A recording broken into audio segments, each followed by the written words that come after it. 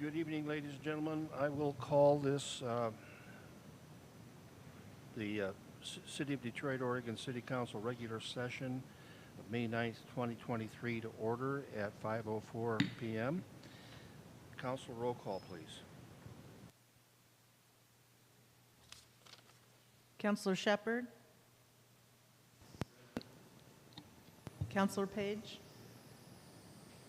Present. Councilor Luke? Present. Councilor Tesdale? Here. Councilor Smith? Present. Councilor Nielsen? Present. Mayor Trett? Present. Okay, and I do want to correct this is a work session, not the public meeting. I got the wrong agenda on top. So could we have the Pledge of Allegiance, please?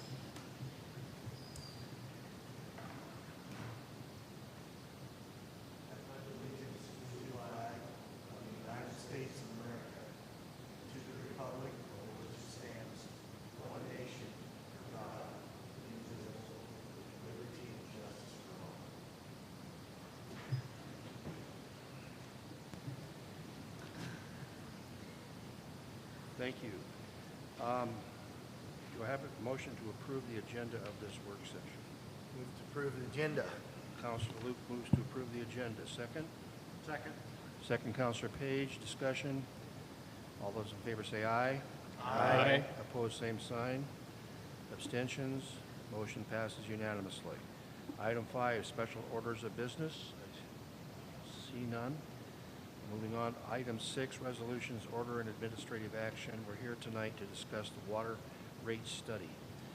Matt Del Moro, HBH, thank you.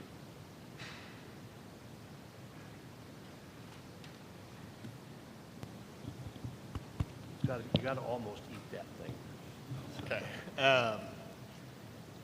So we wanted to have a second follow-up work session to the one we had at the end of last month. There's a lot of information thrown out at that meeting.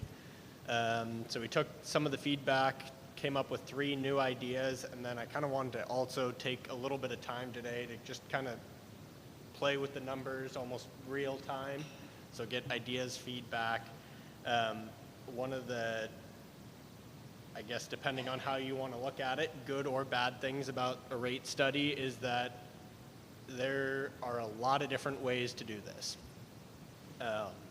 So we're going to kind of try and help guide you through it, but ultimately at the end of the day, it's going to be kind of up to the counselors of what you think would work best for the citizens of Detroit. So I want to start with the Appendix 2 document, and I apologize this didn't get to you guys sooner. This was finished this morning, so it'll be put in the record. But it's 3 ideas that we had actually, I've been meeting with Eric and Michelle weekly to just talk about the water system. So this was some ideas that came up during that meeting on Friday. And so we'll start with option 3, actually option 3, and these are just a continuation of the options that we had last time. Was not really, this was just kind of something that was talked about at the last meeting. So I just wanted to put it on paper so that we can see what the actual numbers look like. Option 3 would be moving the rates up to $70 from $60. The allowance would drop from 9,000 gallons per month to 6,000 gallons per month, and the consumption rate would go up from $1.50 to $4. And that's on the residential side. Commercial side, it's 96, 150, and 303 for the fixed rate. And in that instance, the consumption would drop from 4,000 to 2,000, and the consumption rate would go from $1.50 to 10. Those numbers we can play with kind of today if we would like to. Table A2-3 shows what the revenue would be with those adjusted rates. And again, kind of where we're getting these numbers are, these are based off of the past 7 months usage from the start of this fiscal year up until this point, kind of projected across. So that's where the numbers have come from, since we don't really have anything pre-fire from a usage perspective, we do have this the past 7 months. So that's where those numbers came from. And then kind of going to the next page, table A2-4 shows that under that proposal, we would actually be running a deficit of about $17,000 a year. And I want to look at primarily the second column, the 2023-2024 numbers. The forecasted column, 2027 to 2028, includes some inflation for cost of living inflation. I don't want to get too hung up on that number because we assumed continued inflation of what we've been seeing, which again, hopefully that number comes down a little bit over the next 5 years, but so that's what that number shows. That shows a total requirement of just O&M costs of needing $368,622 to break even on the water system. And again, that would be running a deficit of $17,197. This does not factor in any capital improvements or add contributing to the water reserve fund, which the capital improvements we'll go over in a little bit, but the water reserve fund I would highly, highly recommend you guys do. I think it's needed. So there are included in the standard O&M is what you guys typically spend on fittings to fix leaks, things of that nature. Those are relatively small costs, right? That's a small leak that pops up here and there, not I don't want to say catastrophic, but a larger failure. A larger failure would not be able to be funded out of your typical maintenance parts budget. So that's why it's important to keep that water reserve fund. If you have a larger failure that happens, that's where that money would come from.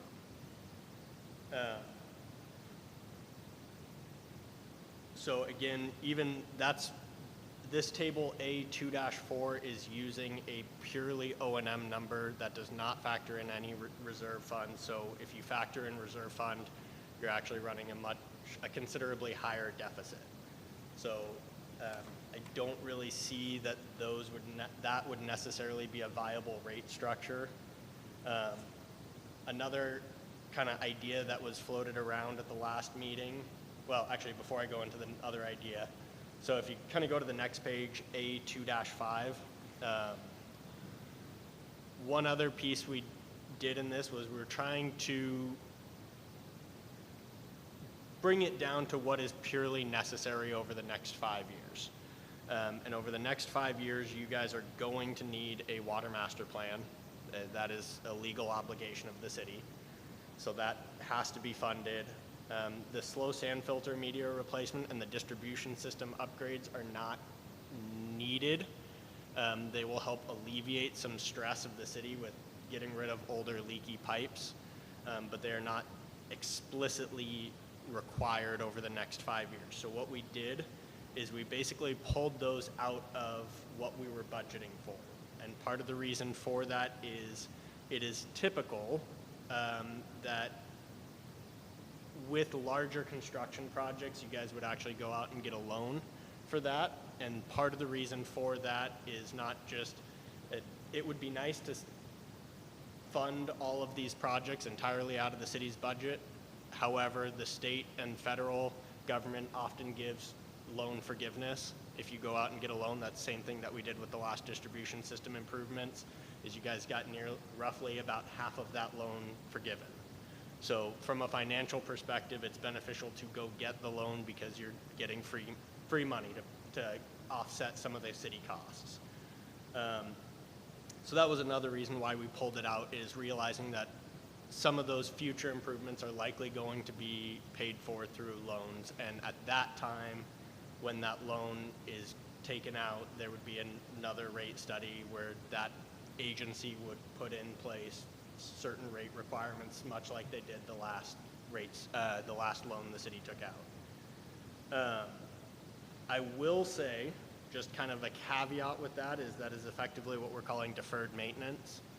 And one of the risks of that is that, at least for the rate study, we can't count on you guys getting loan forgiveness, because A, we don't know what it will be until you go and get the loan, and there is a possibility that sometime in the future, whenever you go for the loan, that loan forgiveness just may not be available anymore. So we want to try and be as self-sufficient as possible, realizing that it might not always be the case where you're able to, but just a consideration to keep in mind. The goal will always be to have a fully self-sufficient water system. So with that in mind, basically stripping out some of those capital improvement costs that would not be done in the next 5 years, that leaves us with really three categories: your existing operating and maintenance costs, and your existing debt services,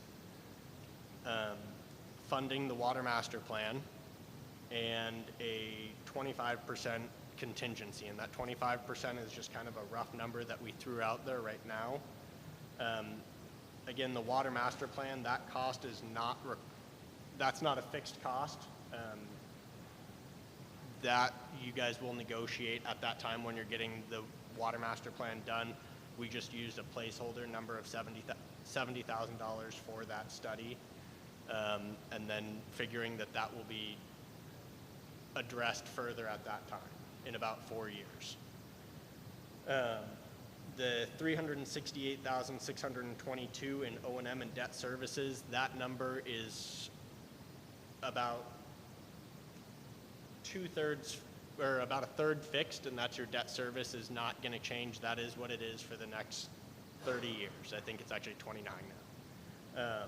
But the O&M costs, I would highly recommend as you guys move forward, not right now, but into the future, when you do adopt a rate structure, that you build in a requirement for a set yearly cost of living rate increase. Because you're going to have city salaries go up, chemicals, raw material costs to operate your system are going to go up. And it's good that people can rely on a fixed number that will go up every year. That also gives you the flexibility that if maybe inflation isn't that bad in the future, you can say, all right, we're ahead of schedule, we're going to skip a year of rate increases because we're ahead of schedule and we can afford to wait. But that way it's just kind of baked into the future that you know it's coming.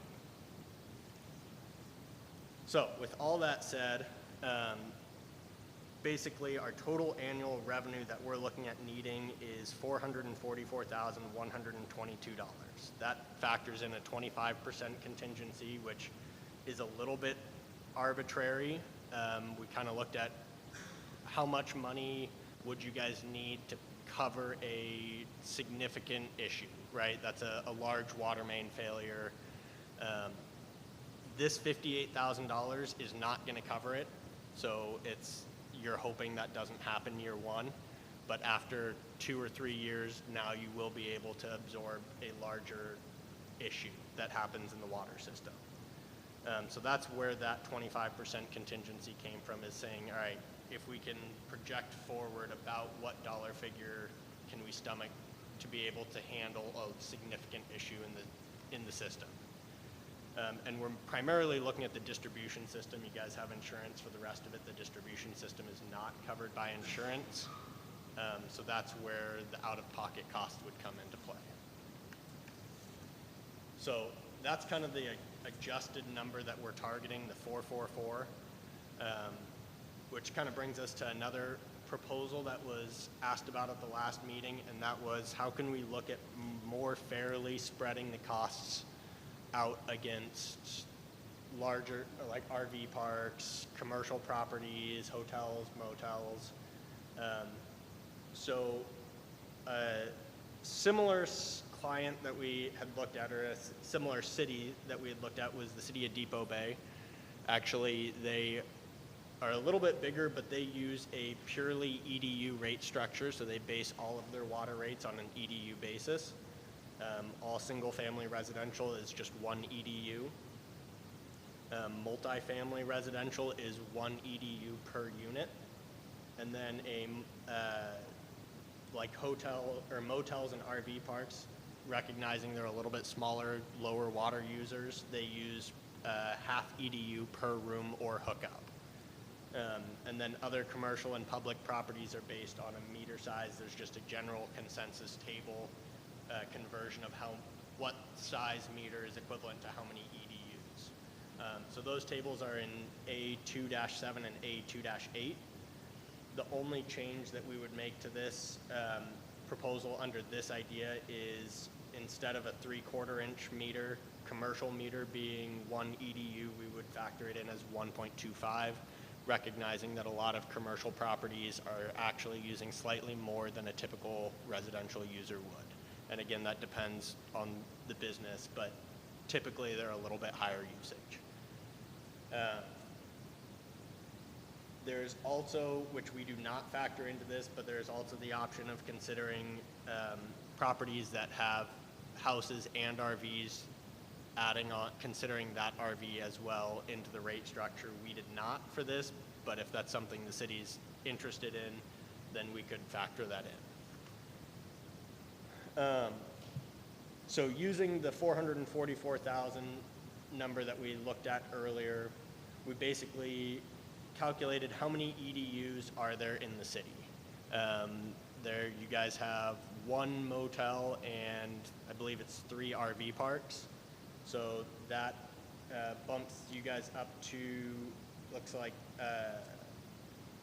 well, in reality it's about 430 EDUs. I will say we also kept the 0 user proposal in here, so if you've used 0 gallons over the last 12 months, you would still stay at the same $60 rate. So that's why if you actually look at table A2-11, it says 370 because that subtracts out the 0 users. So the proposed rate here for EDUs, and it's actually on the last page, would be $81.40 per EDU. And that's the flat fixed rate. That includes an allowance of 5,000 gallons for the month and a $5 per 1,000 gallon consumption usage, which again we looked at. I don't have that number right off the top of my hand, but the vast majority of your residential users would not hit the 5,000 gallon average usage. They might on a 1 month basis, but on an average, most users don't come close. That option, I will say, does have a very significant change for particularly the RV parks in town. Would be having a considerably higher yearly payment for their water bill than residential. There's a definite rate increase as well as other commercial users, but the bulk of that cost increase would be on your commercial RV parks compared to what they pay now. So a third option we looked at was kind of a combination between the two. Is, all right, what if we don't go full EDU basis? What if we keep the rate structure that we have now, but essentially have a surcharge for those properties with significant numbers of connections or a larger number of users? Like the RV parks, we actually created a class for restaurants as well, even knowing there aren't any in town, but trying to plan for some for the future. So that's option 6 in this, and it's on the last page of this appendix that I handed out. That would bring the rate increase to $89.10 with a 5,000 gallon allowance and a $5 per 1,000 gallons over the 5,000 gallon allowance. Commercial, it would still be at $10 per 1,000 gallons, and their allowance is still at 2,000 gallons. That would bring you guys to a net revenue of $444,995. Again, there's a couple caveats that we built into that. Is one, we're anticipating with the higher consumption rate that consumption will drop down. So we factored in a 2/3 reduction in consumption. And the reason for that significant reduction is there is a significant usage in town among a small group of users. I think it was roughly 21 users account for 53% of the usage in the city. I'm going to cut commercial out of that because most commercial is the usage is what the usage is. So that leaves about 18 residential users accounting for 40% of the consumption in the city. And I would anticipate that if there's a significant increase in the per 1,000 gallon consumption rate, that number is going to dramatically drop. So that's why we used a 2/3 reduction. That's really just kind of an arbitrary number of what we think how people might respond to that consumption number. So a lot of information kind of thrown at you guys right there. The other thing I wanted to mention with this is for a one-time rate increase. So kind of last week we had talked about doing a large increase to get you guys basically breaking even to where you can pay the bills, but you would not have any money set aside in a reserve, and then incremental rate increases over the next 5 years to start building that reserve and capital improvements. Since we took out the capital improvements, we put the reserve back in and just said, all right, for a one-time rate increase, this is what it would be. Then again, a yearly consideration should be given to cost of living changes, but that's not factored in at this time. So with that, questions? I'm sure there will be many. Hey, Matt. Questions? Do Councilor you Luke? happen to know what the average consumption is in gallons, other than those 18 users? What the norm is per month, roughly, for everyone else? Yeah, give me a sec, I can try and grab an average of those.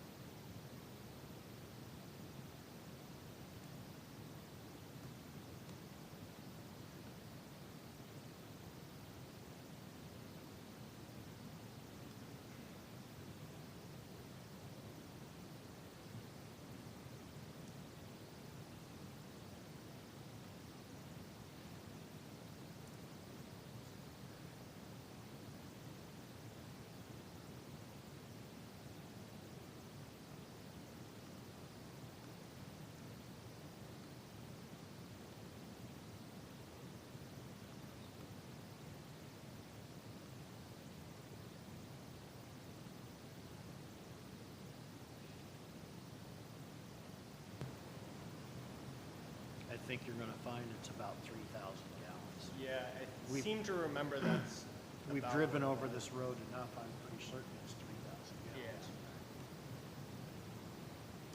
And it's tough because there's a lot of, it gets skewed quite a bit because you've got a lot of people who, there's I think roughly 60 zero users who use nothing, and then on top of that there are people who use some, but it's seasonally, so they're using, their average over a 7-month period winds up being like 1,000 gallons a month. So if I look, kind of pull anyone over 1,000 gallons a month average, just trying to cut out the people who aren't really using consistently, that brings it about, actually Eric was almost spot on, 2,946 gallons per month.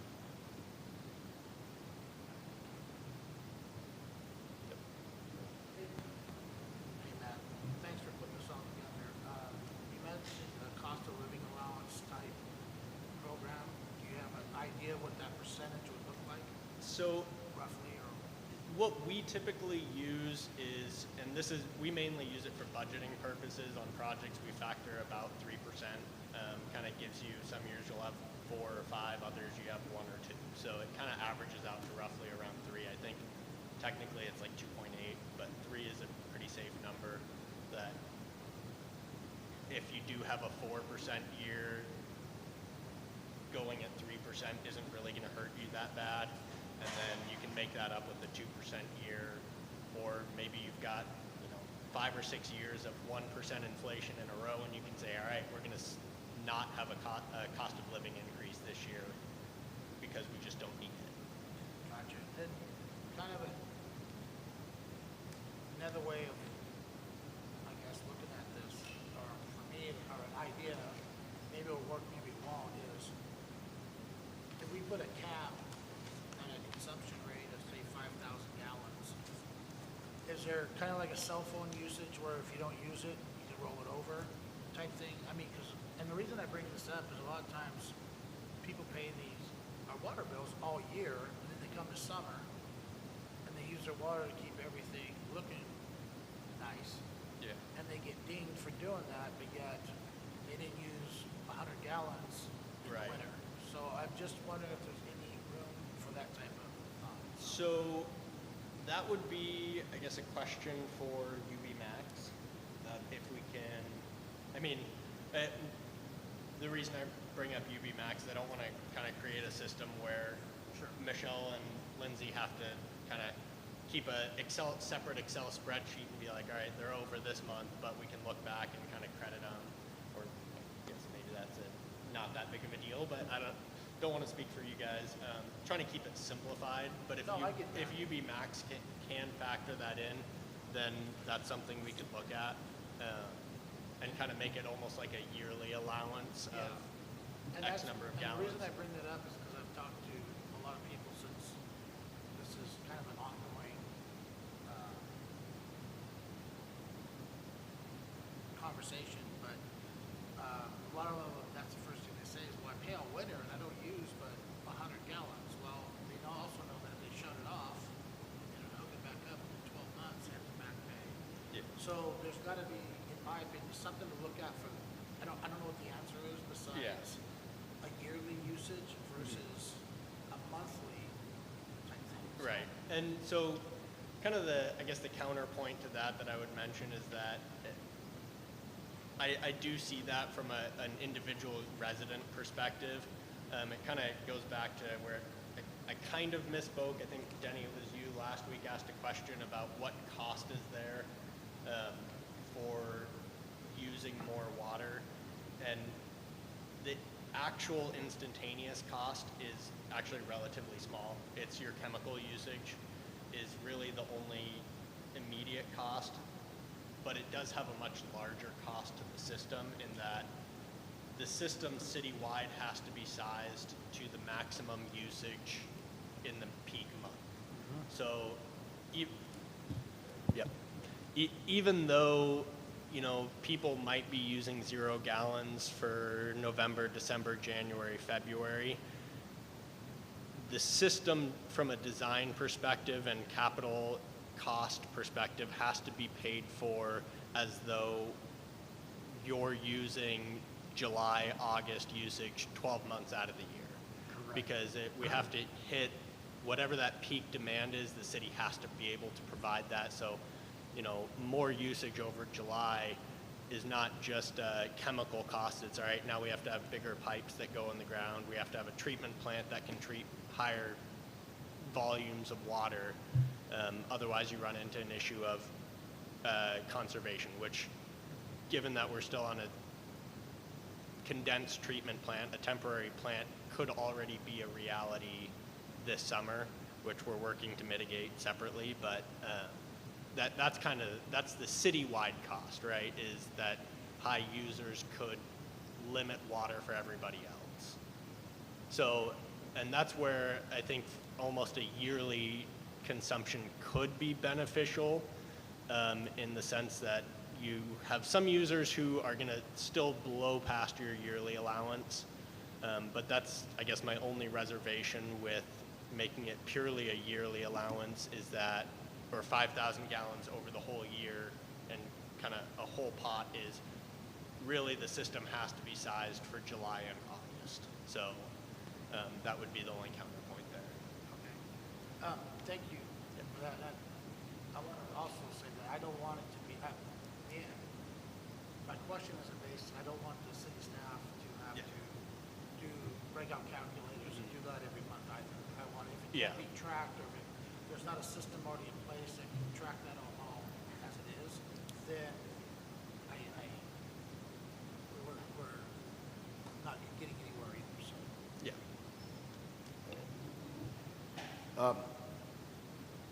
Todd, that's a great point. And I wonder if maybe, we don't want to discourage people from keeping their yards up and green and trees and flowers and stuff, but of course they don't have the usage in the winter. So I wonder if, because I'm a little concerned about raising the price so much, number one, but on top of it, like we talked last time with lowering your allowed usage, especially when you're only using. So I wonder if we couldn't allow June, July, August to be 6, 8, 9,000 gallons, and the rest of the year, 2,000 a month.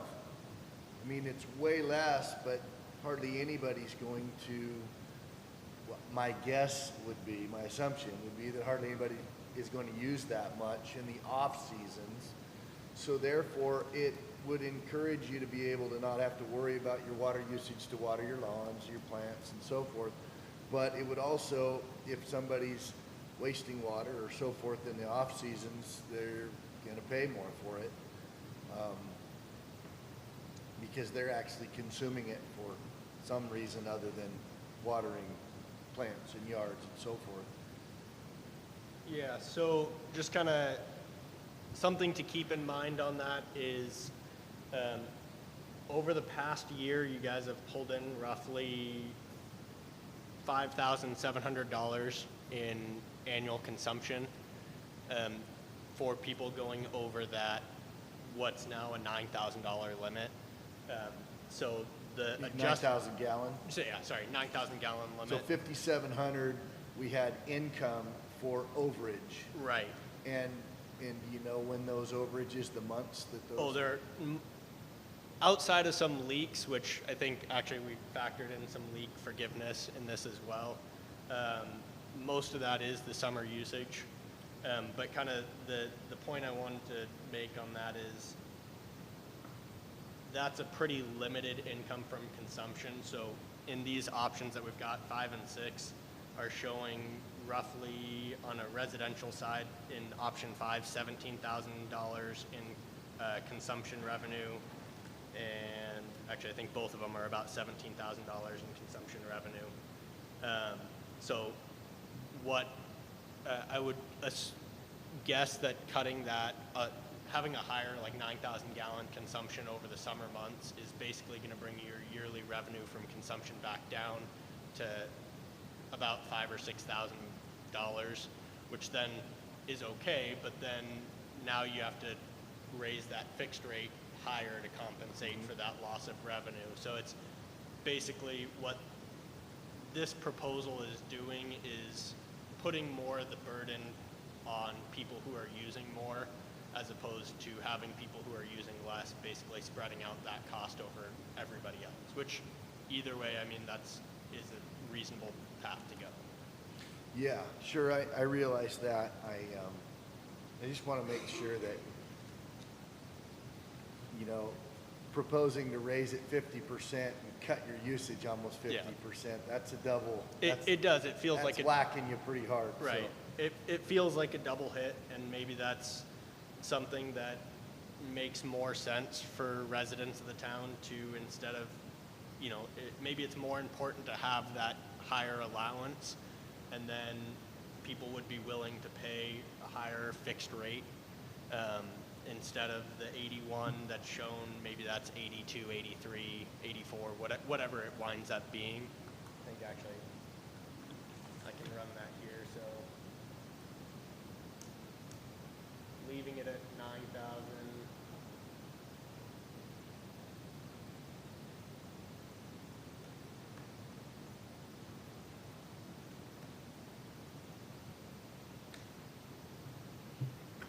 Matt, I might add that currently under what our water plant capacity is, we do not have the ability in the summer to Right. provide a $9,000 limit to begin with anyway. Yeah. So that is in the future if we wanted to go to that. We're talking Yep. about today's rate study, and 9,000 gallons per residential user doesn't even fit what we can produce. And maybe that's something that we look at too, is year one, until that permanent equipment is in there, maybe it is a lower limit with the intention of bringing it back up as capacity increases. It does look like, at least on option 6, I only updated option 5, that rate would go from 81.40 to 83 if we left it at a 9,000 gallon limit, and then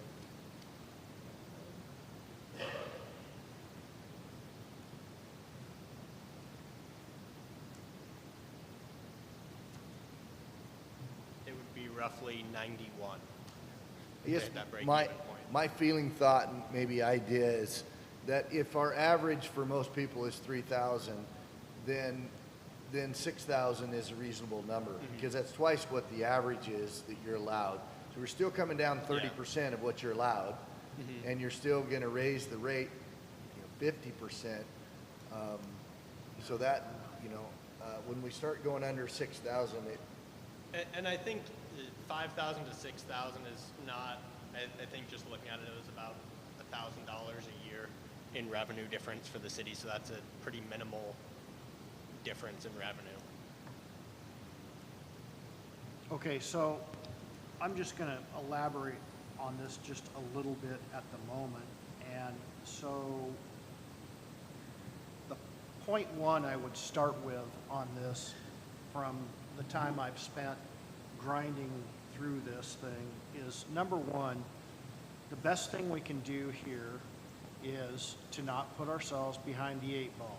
We've got to balance our budget. Painful as it may be or not, we have a new water plant coming online.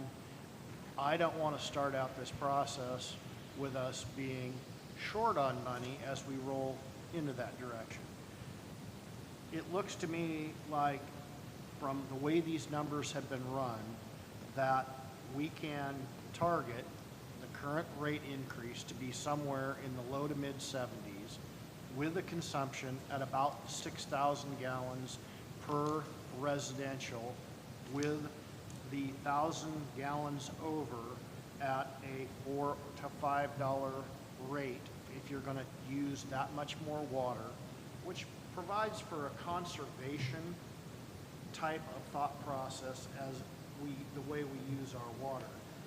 Then moving along into what would be option A2-13, which is a rate structure that would encompass, as for an example, the bungalows in town.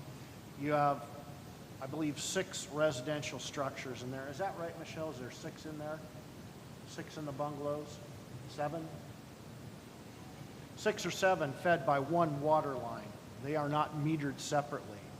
That should be addressed in this conversation, as well as the RV parks that are all being fed by one water line. They are not separately metered.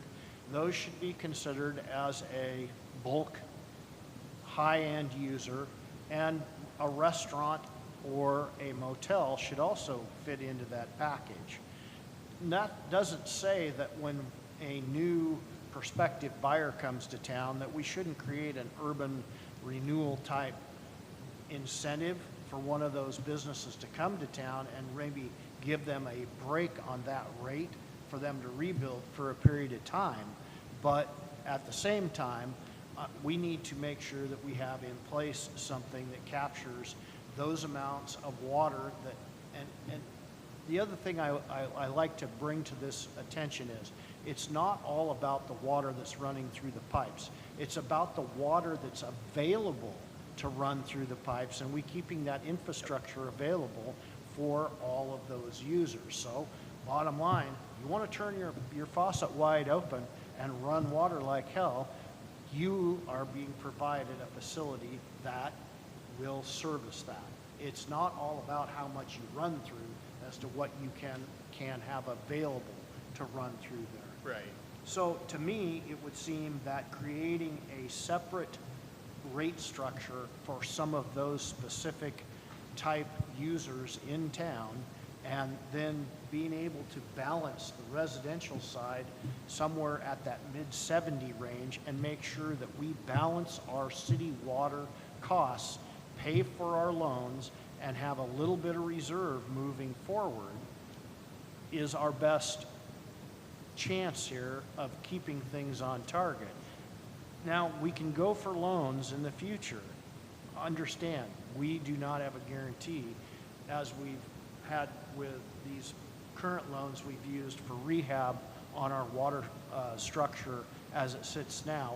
FEMA's, we're going to have a lot of new system, but there's pipes in the ground still in the city, and there'll be maintenance issues come along.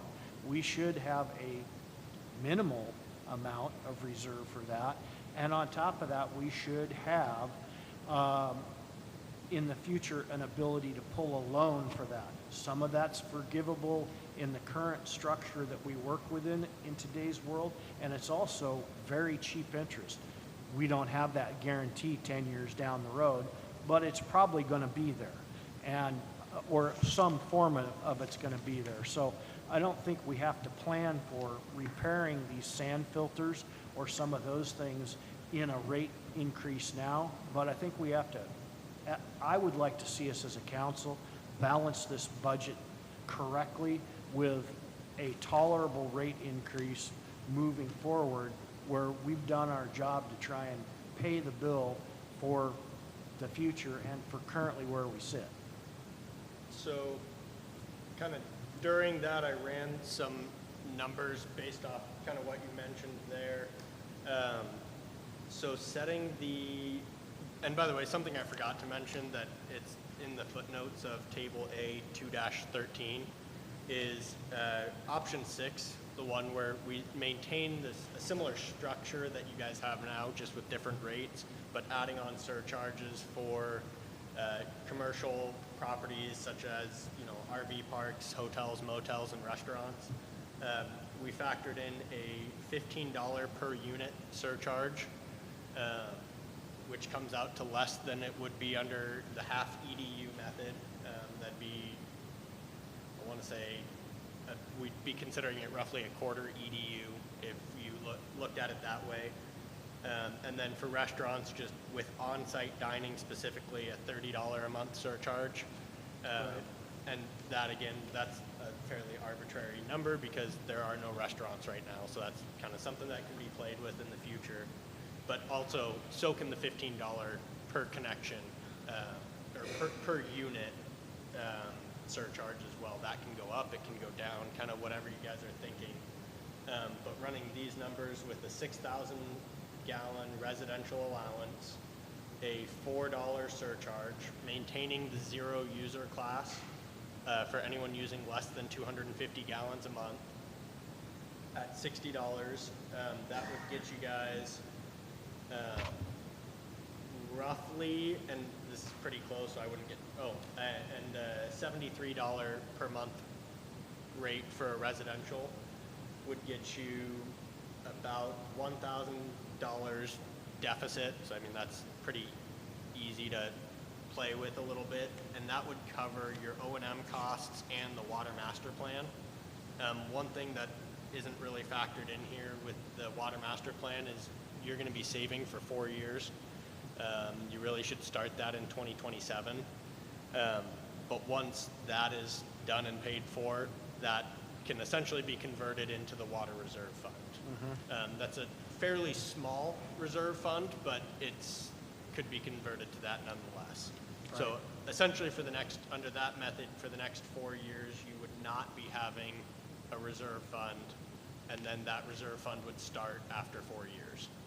So you mentioned earlier that like a major repair, main break, whatever, insurance doesn't cover it. For water, for your distribution system. Can we not get insurance to cover this? So we don't have to worry about that? You can. Most cities don't, because there's a lot of infrastructure for distribution systems. Insurance on it tends to be very, very expensive.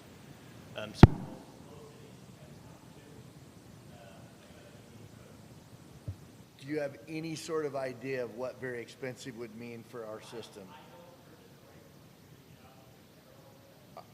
I think that would be wise, only because if we could put that in and not have to worry about creating I'm just talking about for the short term, for the next 5 years. Because we're trying to balance this, we're trying to keep the rate down. But even if, and I know there's certain ways that monies can be used and so forth, but we have money left over from the building. We have a reserve for that. Even if we did a high deductible, let's say a $25,000 deductible or 50, in a major catastrophic, then if the insurance would be more affordable, we could do that and set that money aside, for that in the case of, just a thought.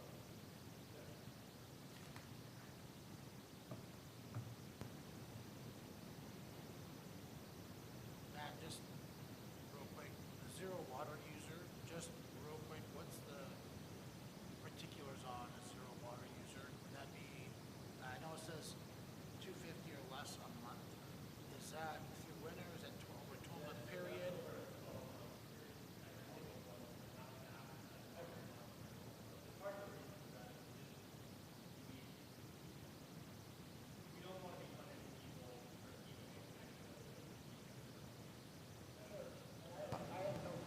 I didn't have any problems at all, but I was just curious, like, come November and people are gone and they used 100 gallons, would they fall into that rate, or that's all I was getting at. Yeah, so that's kind of the zero user.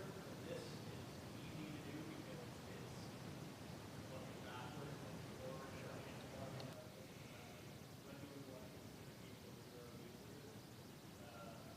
It could be similar to how we get structure-wise your meter full, where someone wants to put less fully zero users, they have to then they have to pay back basically all that liquidity that we discussed to have. It's a little bit more straightforward for the guy that's leaving for a while. But we want to avoid people basically like the next 3 months on zero instead of coming back. Because that's what happens. So Matt, let's just talk about that real quick. How many zero water users are we running right now that virtually have nothing turned on? And there was a point in the reason we did this $60 a month to keep those people online, because when we started this process over a year ago about what we had as far as billable meters, and we gave people the option, we had a significant amount of people that signed up that decided the right to have a water meter at their property was greater than pulling the meter and not. And they're contributing to keeping the city water system afloat. So that number is, we got 60 people not using any water, paying us $60 a month. We don't want to screw with that.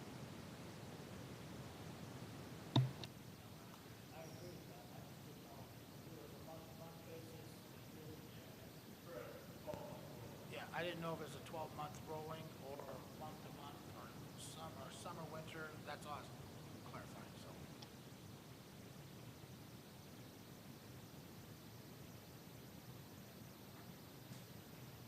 Anybody else? I will correct one thing, Matt. We do have a brick and mortar restaurant. We do have a restaurant. It opened up 3 days ago. Okay. I do have one question. Regarding the RV parks and the $15 per unit surcharge, is there any way to know how much an RV on an RV park is using if they are a zero water user? Because $60 versus $15 is a big difference, especially if it's a pass-through cost from the RV owner to the person renting. Because I just don't feel like the burden should be on the landowners when you have people coming in and using this city for the seasonal amount of 6 months or whatever the RV parks allow, where they can come in and pay $15 a month and use a lot more than $15 worth of water.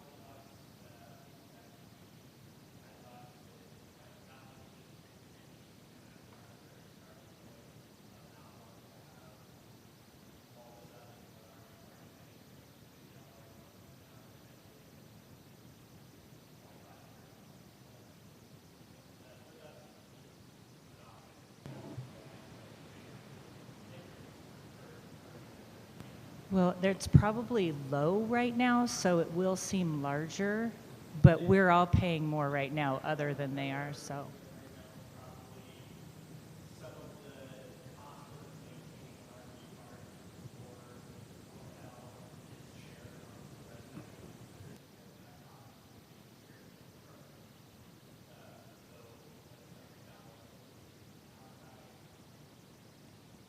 Also, I mean, and look, I'm pro-business, and and so you want to keep costs for businesses, you know, within a reasonable limitation. But at the same time, this city for sure has a limitation on capturing money from pass-through folks. And we've got one restaurant in town, we've got 3 food carts, we've got 1 gas station, and we have 1 grocery store. And there's a limitation as far as pass-through revenue that comes to this city that's coming off of any of those. By putting some weight on the RV park side of it, the hotel side of it, and the restaurant side of it against the water bill, you are capturing that pass-through travel, and you are contributing to, and they will pass it on to their customers. You are contributing to the basis of the city, and that's the way cities work. That's just how that's how the program works. So, I mean, again, I don't like, you know, making it breaking the back of a business owner, but at the same time, these are relatively minor increases. We have cheap water rates overall, by the way they are right now, and we will be providing for a significant amount of availability for water usage in the future, and we got to pay the price. So this is a great way to do it, is help those people coming through town pay for it. Anybody else? Go ahead.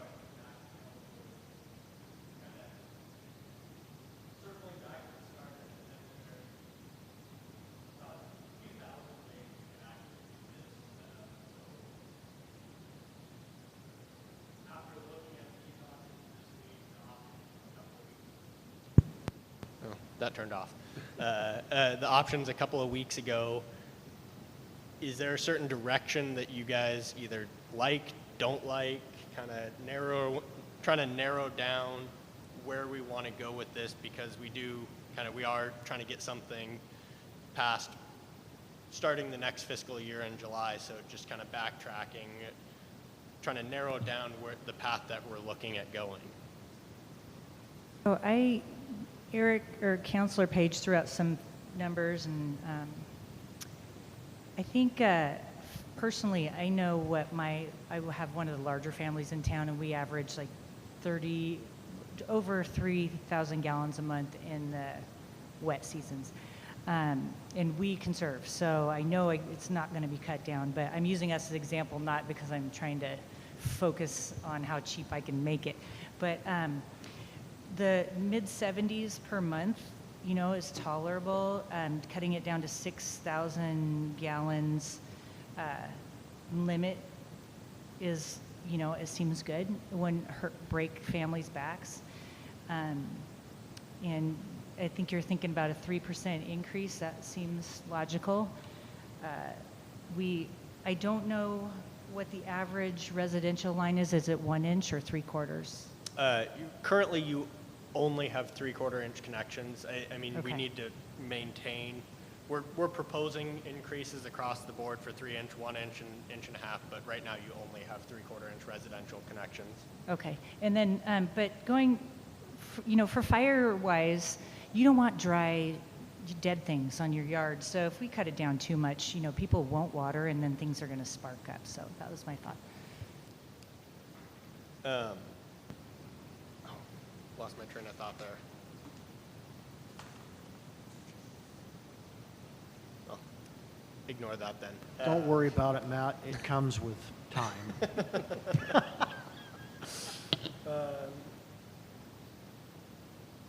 I remember now that 3% I was mentioning earlier for cost of living increases. I just want to also reemphasize that 3%, I would propose that being not a flat 3%, a 3% on your operating costs. So like your debt servicing is not, that your loan is what it is, so you're not going to have a 3%. So you would essentially pull that debt servicing out and say, all right, what are our operating costs? So in actuality, it would wind up being like a 2.6 or a 2% increase across the board. But planning for 3% cost of living increase on the O&M side of things. Further comments, questions? Mayor Tretton.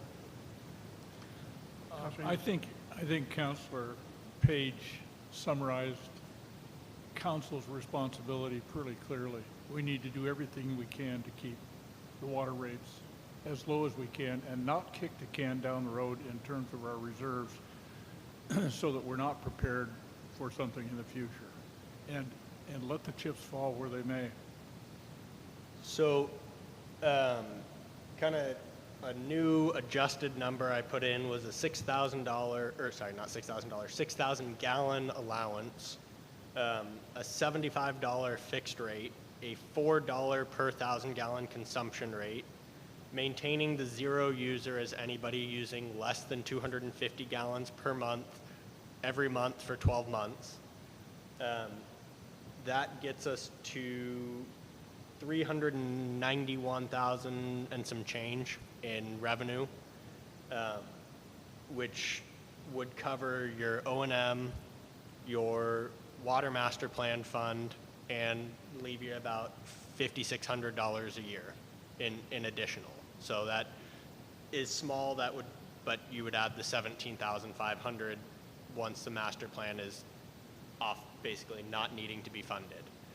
So that would give you about $23,000 a year. I would still say that's probably a little bit low for a reserve fund, but that's something that could be addressed in following years if you guys continued to feel like that number was insufficient. Also, one thing we haven't really talked about too much, we've kind of been primarily focusing on the residential side. In this includes the commercial rates to have their consumption dropped from 4,000 gallon allowance to 2,000 gallon allowance, and a consumption rate.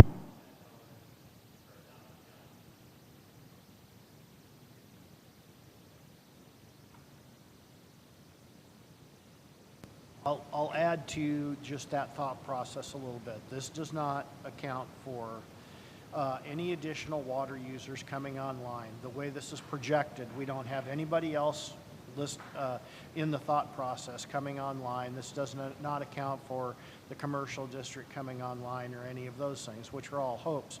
I believe we're going to have more residential connections come on, but based on the way you've done this model, we're going to have we don't want to make the assumption that we're going to have 25 more residential customers come online, but I don't think that's unreasonable to think about. And so, that being said, I mean, when you talk about it in terms of reserve, those commercial users coming on and the additional residential users coming on provide for a substantial amount of reserve for us. I don't think we're going to go the other way. We've seen what rock bottom is already here, so we're going the other way. So I think we have the ability Right. at around that number, whether it's 73 or 75, we're going to capture a knapsack of extra money to Right. get us through. And so that's the other aspect is we don't factor those in, and at this time, I would not recommend factoring those in. But that if they do come online, that does give you some buffer in the reserve fund. If we were running a deficit, I would not want you to rely on that at all. Right.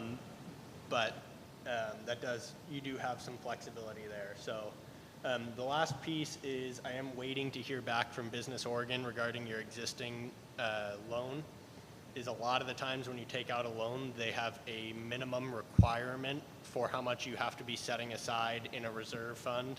So that would be the only thing I want to verify is that we're maintaining compliance with that minimum reserve fund. So once I hear back from them on that, then we'll know a little bit clearer picture there.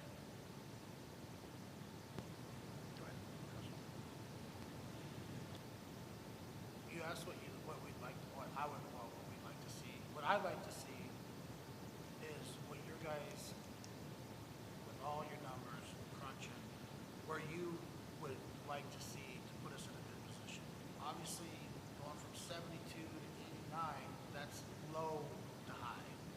Would it be 78, but still put enough in our reserve fund? Because I'm sorry, but $5,600 is, I mean, what are we gonna do with that? Build a water balloon? Right. So, and that's, I guess, my biggest concern with where we're at right now is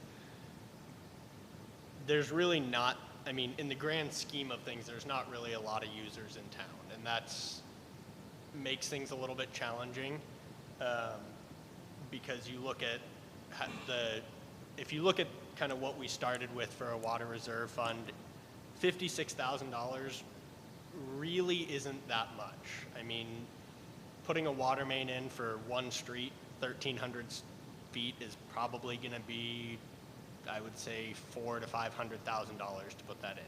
I mean, it's expensive to build water lines. So $58,000 a year is not that much, but then when you consider it from a percentage basis, 25% of your yearly operating costs is a sizable chunk for a reserve fund. So in an ideal world, the city would be self-sufficient, which means that you basically are contributing to your reserve fund the equivalent of what your system useful life is. So for a treatment plant, that would be 50 years. For a distribution system, that's 50 years. Pumps are about 20 years. Reservoir, similar, 50 years, depending on the material. So that's essentially 2% of those replacement costs per year the city is saving in reserve funds. That adds up to a lot of money per year. I mean, that would probably be $200,000 to $300,000, maybe $400,000 a year, which is bigger than your entire operating budget. So from being realistic, you're not going to hit that, but the goal is to get as close to that as possible, which is kind of where we settled on the 58. But again, with that is a higher rate increase. So Along with that is where our baseline would be 78, 75, 77, whatever it is. But then a stair step with the COLA every year that would be added to that to see where we'd end up by 2033, I think you have it here. And see where that ends up and how that breaks down into our reserve, our bills being paid, and so on and so forth. That's how I prefer to see things, but I do know going from 9,000 gallons to 5,000 and raising it, whether it's 50%, 20%, whatever, I think we have to work. I think 6,000 is kind of the bare minimum, in my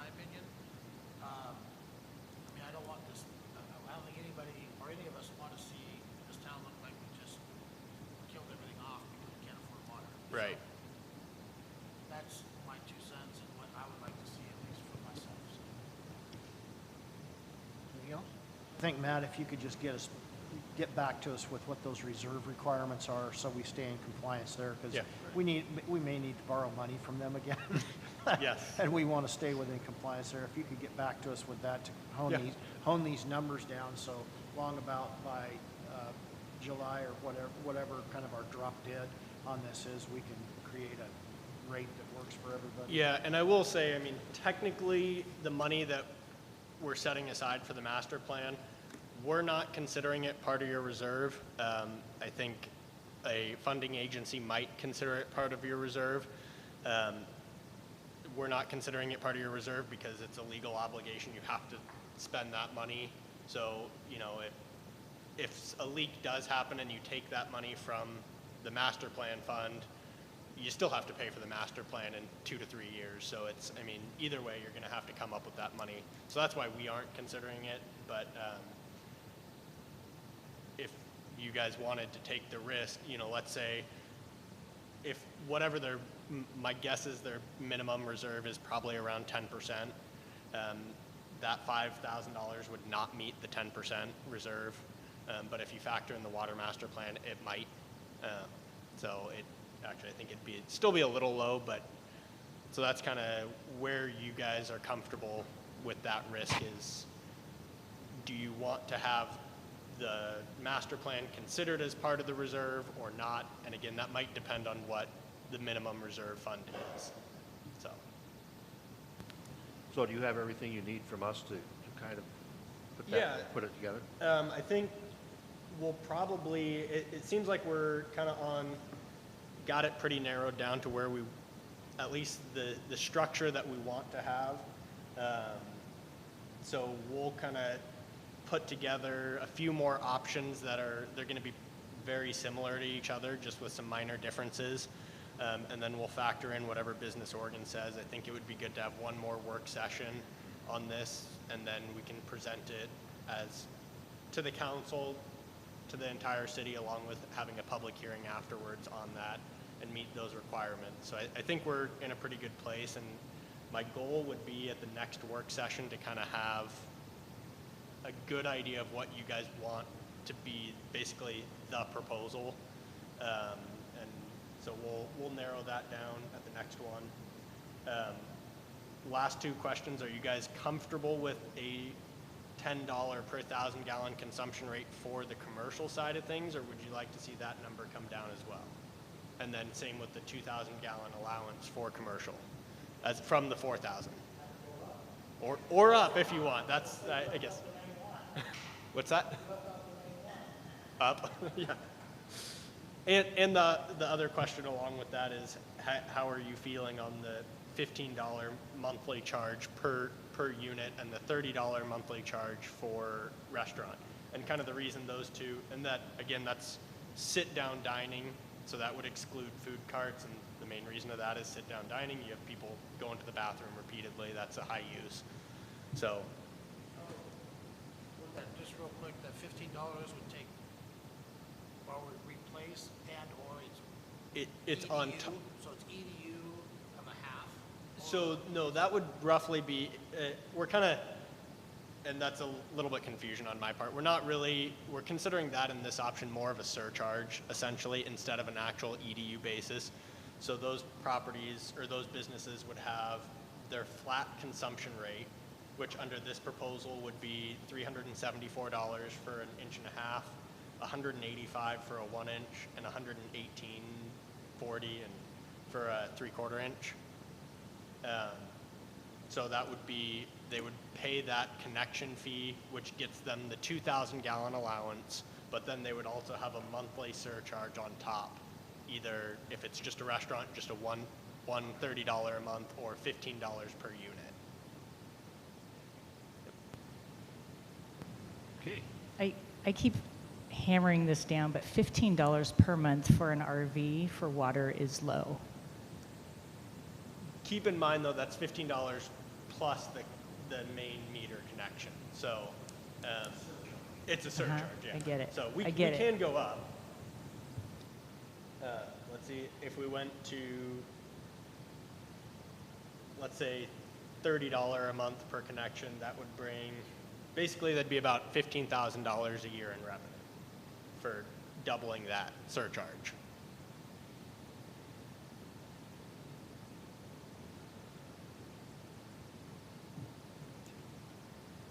Anything else? If not, I guess go forth and prosper. We'll see you at another work session. Go from there, okay? All right. And with that, I will adjourn this work session at 6:14 PM. And we do have, we will begin the regular scheduled council meeting at 6:30. Thank you. Matt, we're gonna have to get you an apartment up there.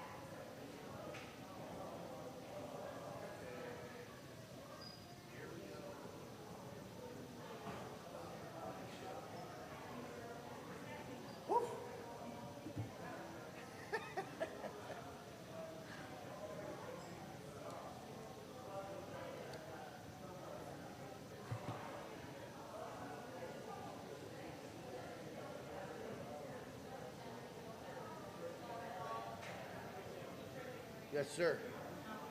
Any commercial electricians currently in town? Yeah. Working in town? Yeah, Monty at All Electric. Okay.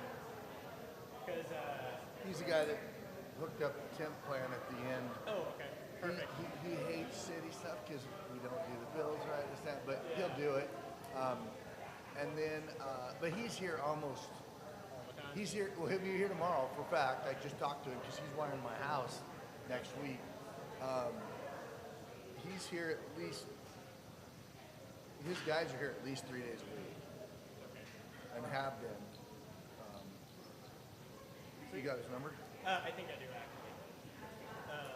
Because I know they're having some issues up in Silver Bullet with just the backup batteries died and they're getting some alarms. And they've been trying to work with the programmer, the integrator back in Portland, but I mean, he's an integrator, not an electrician, so it really needs to have an electrician come out and take a Yeah. look at it. You have his cell phone number? Yeah, I do. Okay, yeah. Plus, Yeah, it's call Monty. an electrician is a lot cheaper than Yeah. your And integrator. he's really good. He's so just been and so affordable. He's put heaters in the bathroom in the shop for us for $200 a piece, including the heater. Wired them in, and $200 a light for 8-foot 4-bulb LEDs. Yeah. And he had to drill through the concrete and run conduit and everything. That's pretty good. He's really good. All right. Well, I'll have Derek reach out to him and Okay. see what he can figure out. You bet.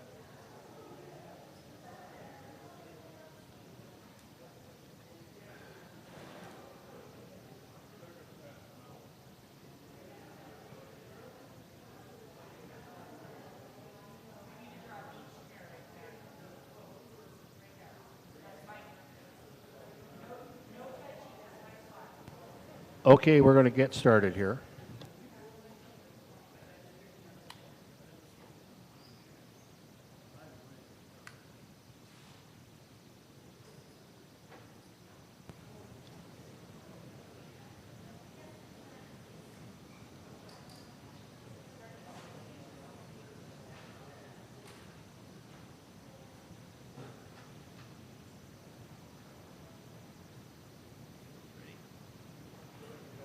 Oh.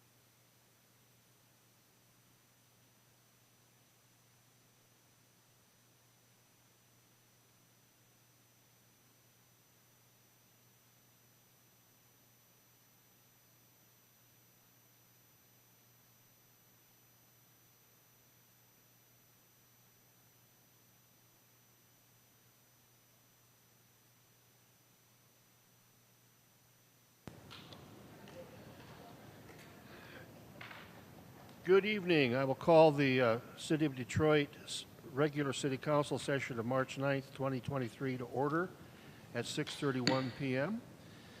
Roll call. Counselor Shepard?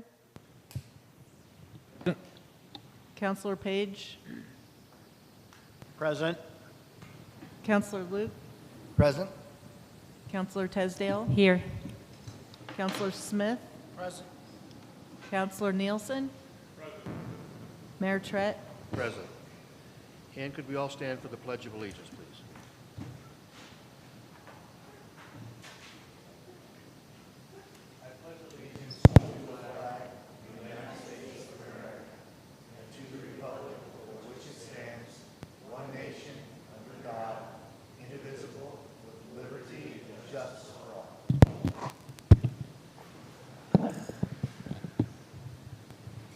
Thank you. For the agenda, just for council, I would like to add under Section 8, Resolutions, Orders, and Administrative Action, item number L, would be a request for porta potty for Memorial Day weekend. The request was submitted before the deadline. It just didn't get on the agenda, so we'd like to do that. Do I have a motion to approve the agenda as amended? Counselor Nielsen moves to approve the agenda as amended. Second? Second. Second, Counselor Page. Discussion? All in favor say aye. Aye. Aye. Opposed, same sign. Abstentions? Motion passes unanimously. Public or committee reports. This is time set aside, or I'm sorry, special orders of business. We do have two presentations tonight. First of all, Corps of Engineers. Tim, I never say your last name right, or okay, Tim from the U.S. Corps of Engineers would like to talk about the reservoir. So we'd like to have you come up and turn on the microphone if you would. You kind of have to get it in your mouth to make it work right. All right, we good? Okay. So I guess for anybody, have a presentation copies on the outside of the door if you'd like to follow along. So, thanks for having me. Purpose of intent today, I know the pre-COVID, pre-wildfire era, we used to periodically give some updates about, how the reservoir is being managed, operations, things like that, and given the impact on the local economy of what we're doing, those are usually pretty well attended. So, I'll kind of run through what I have here with you guys. Feel free to interrupt me or anything and take your questions. So got a little slide number in the lower right-hand corner. I'll just kind of read it off as I go. But so kind of slide 2, first part of the presentation, primarily going to look at the water year we've observed to date. And then we've got some forecasts for what we think is going to happen the remainder of the season. Which for us, the water year starts in October and then kind of goes forward. So, and then also there have been historically there have been a number of different topics, whether they be downstream passage or the 5-foot pool restriction, things like that, that, I'll give a little update on since I haven't had a good opportunity to do that in person for a couple years now. So anyway, number 3, just kind of review a little bit why or like how we manage the dam and why. So a lot of the way I like to separate things is, there's certain ways we operate that are just requirements, namely laws of Congress. The dam was built by the Flood Control Act of 1938, and then some of our operations were, we'll just call it amended after the Endangered Species Act was passed in 1973, and then some Chinook and steelhead were listed in the late 90s. So, a lot of what I'll talk about in those two areas, those are things we have to do by law. And then, however, by virtue of storing water, we can do a lot of other cool things in the process. So whether it's improve water quality downstream or, afford people a recreation opportunity with the stored body of water up here. So going on to number 4, you'll hear me talk a lot about the rule curve, kind of something we, hammer on in most presentations, but based on our congressional authorization, I think as it matters now, you'll see a beige area, that's flood control storage, and a little blue area called conservation storage. So generally speaking, our operating restrictions, unless we're actively managing a flood condition, we will not go above that red line that separates flood control and conservation storage. So, our primary purpose is to protect the downstream public, and if we were to encroach on that flood storage, then we'd have less capacity to store water and prevent flooding downstream. So, as we're currently managed, it's really important that we stay at or below that line unless we're managing a flood. So kind of going on to number 5, and apologize given the dynamic conditions. I was swapping out a lot of figures this morning and I forgot to do the one on the left. So, but the numbers are right. So we're basically 94% full. That is as full as we're going to get this year, given the 5-foot pool restriction we have. We actually just hit it, I think it was earlier this morning. So yeah, we're full. We should be there a while. And what you'll see us do now is ramp up quite a bit as we try and balance what's coming into the reservoir to make sure we stay flat at that sort of interim modified full pool restriction. So, we were passing around 1,500 CFS, and now we're ramping up to around 3,900 or so to get rid of that extra water and make sure we don't fill any more. And yeah, so number 6, if you've ever looked at our teacup diagrams, I just pulled this one this morning. So just looking at the year, it's overall, I would say, probably been pretty dry. We had a couple good higher flow events in early November, late December during the winter time, but then, it got pretty dry in February. I'll have some pictures a little bit later, and really the kind of precipitation we did get kind of came in the form of frozen rain, which doesn't help fill a reservoir. So some of those unusually cold, seasons caused us to look like we were lagging behind as that snow accumulated. And then obviously as we started getting some rain and it warmed up in April, we've been seeing quite a bit of a gush of water come down that's really been helping us refill a lot over like the last 40 days. So. Just to kind of put things in perspective, slide 7, that sort of, I call it yellowish, brownish bold line there. Looking at some of the water years or the reservoir elevations since 2015, the delayed refill we had this year was one of the lowest ones we've had on record. But then the catch-up's been pretty remarkable as well. So I think we've heard a lot of interest from the public, like, why isn't Detroit filling? Why isn't Detroit filling? And, again, it was just kind of waiting for us to get some rain or the snow to melt off, whichever came first. So that's kind of why we've been lagging behind lately. So kind of looking at things seasonally on slide 8, kind of have a little black circle there, but basically we've been in a bit of a deficit situation as far as total water supply since the season started back in October. Usually when we're looking at what constitutes a deficit year, we're something around like 80% or less than 80% of normal. So, in the San Am Basin, we're sitting right about 77% precipitation of normal, and it's been a little bit on the cooler side. We did take some deficit control measures this year in relation to that.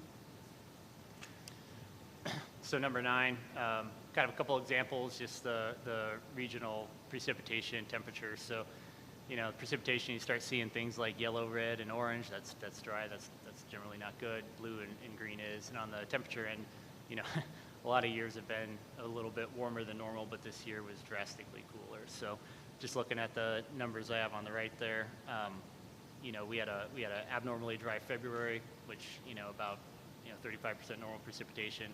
It was followed by actually from a water coming, or H2O coming out of the sky. March and April were pretty normal. It's just given that we were almost 6 degrees below normal temperature in March, followed by 3 degrees in April. Again, that's where you start getting the problem where all that rain doesn't end up in the reservoir; it just sits frozen in the mountains. So, kind of moving through this. So slide 10, have a little summary slide of snowpack. So just to give you an idea about how extremely unusual this year's been, that little green line is about what you consider the median, so that's normal. And then the black line I have there, that's encroaching in that sort of purplish shaded area. That's where we're at today. So in an average year, we'd almost have 0 snow in the mountains this time of year. And now we have almost like the equivalent of, I think it's around 16 inches of snow water equivalent of rain or water sitting there frozen up in the mountains, which, is a lot of precipitations that still needs to melt off and enter into the reservoir. You think about that from the Corps' or from our perspective, obviously that's a benefit to sustain higher reservoir levels in the conservation season, but it's also a bit of a flood risk, because if we get one of those events where atmospheric river rolls in and dumps some warm rain right on top of that snow, then that's going to obviously all come down in a hurry, and we're going to be in flood ops mode. So I think for recreation purposes, it's a strong indicator of a good year. For flood, it's still something we got to watch. So slide 11, talk a little bit about how we manage the reservoir during the conservation season. So, really it's what happens in February, March, and April. A lot of times that dictates, how we fill the reservoir. So the plot there, the red line I got is what our minimum statutory flows are under the BIOP. So that's our environmental requirements. And then that sort of blue line is what we are actually releasing. So you kind of notice that around 16 of March, we ramped up in accordance with BIOP, but we still remain below that statutory flow rate. And that was because, I mentioned earlier, when we're in a deficit year, we've got an ability to negotiate a lesser release than is required. So we only ramped up to 1,200 CFS out of the dams instead of the required 1,500. And then that allowed us to store a little bit more water earlier in the year for what we had. And then we left those sort of drought measures right at the beginning of May. And now we're aggressively ramping up to get rid of what we were seeing come down as the snow melts off. Those little peaks there that you see too are really just some maintenance things we have where we're switching flow between a unit and a spillway gate, and that causes it to go up for a brief period of time. So going on to the long-term forecast we have, slide 12. So I would heavily caveat that, you know, any forecast that goes much beyond 10 days, we're comparing a lot of what we've seen to date and what's sort of normal in the period of record, and trying to make an educated assessment about the volume of water that we should see the remainder of the season. You know, I would say May, it's usually pretty accurate, but, you know, until we start to get into, you know, June, I wouldn't say it's like necessarily any given scenario is kind of a done deal. So plot on the upper left of the top there, you know, obviously we're full now. We're expecting that as, you know, we get normal late spring precipitation and some of the snow melts off, we should stay full clear through mid-July. And then that's when we first start releasing more from the reservoir than is coming in, just as, you know, some of that snowpack leaves off and, you know, the inflows start to drop off.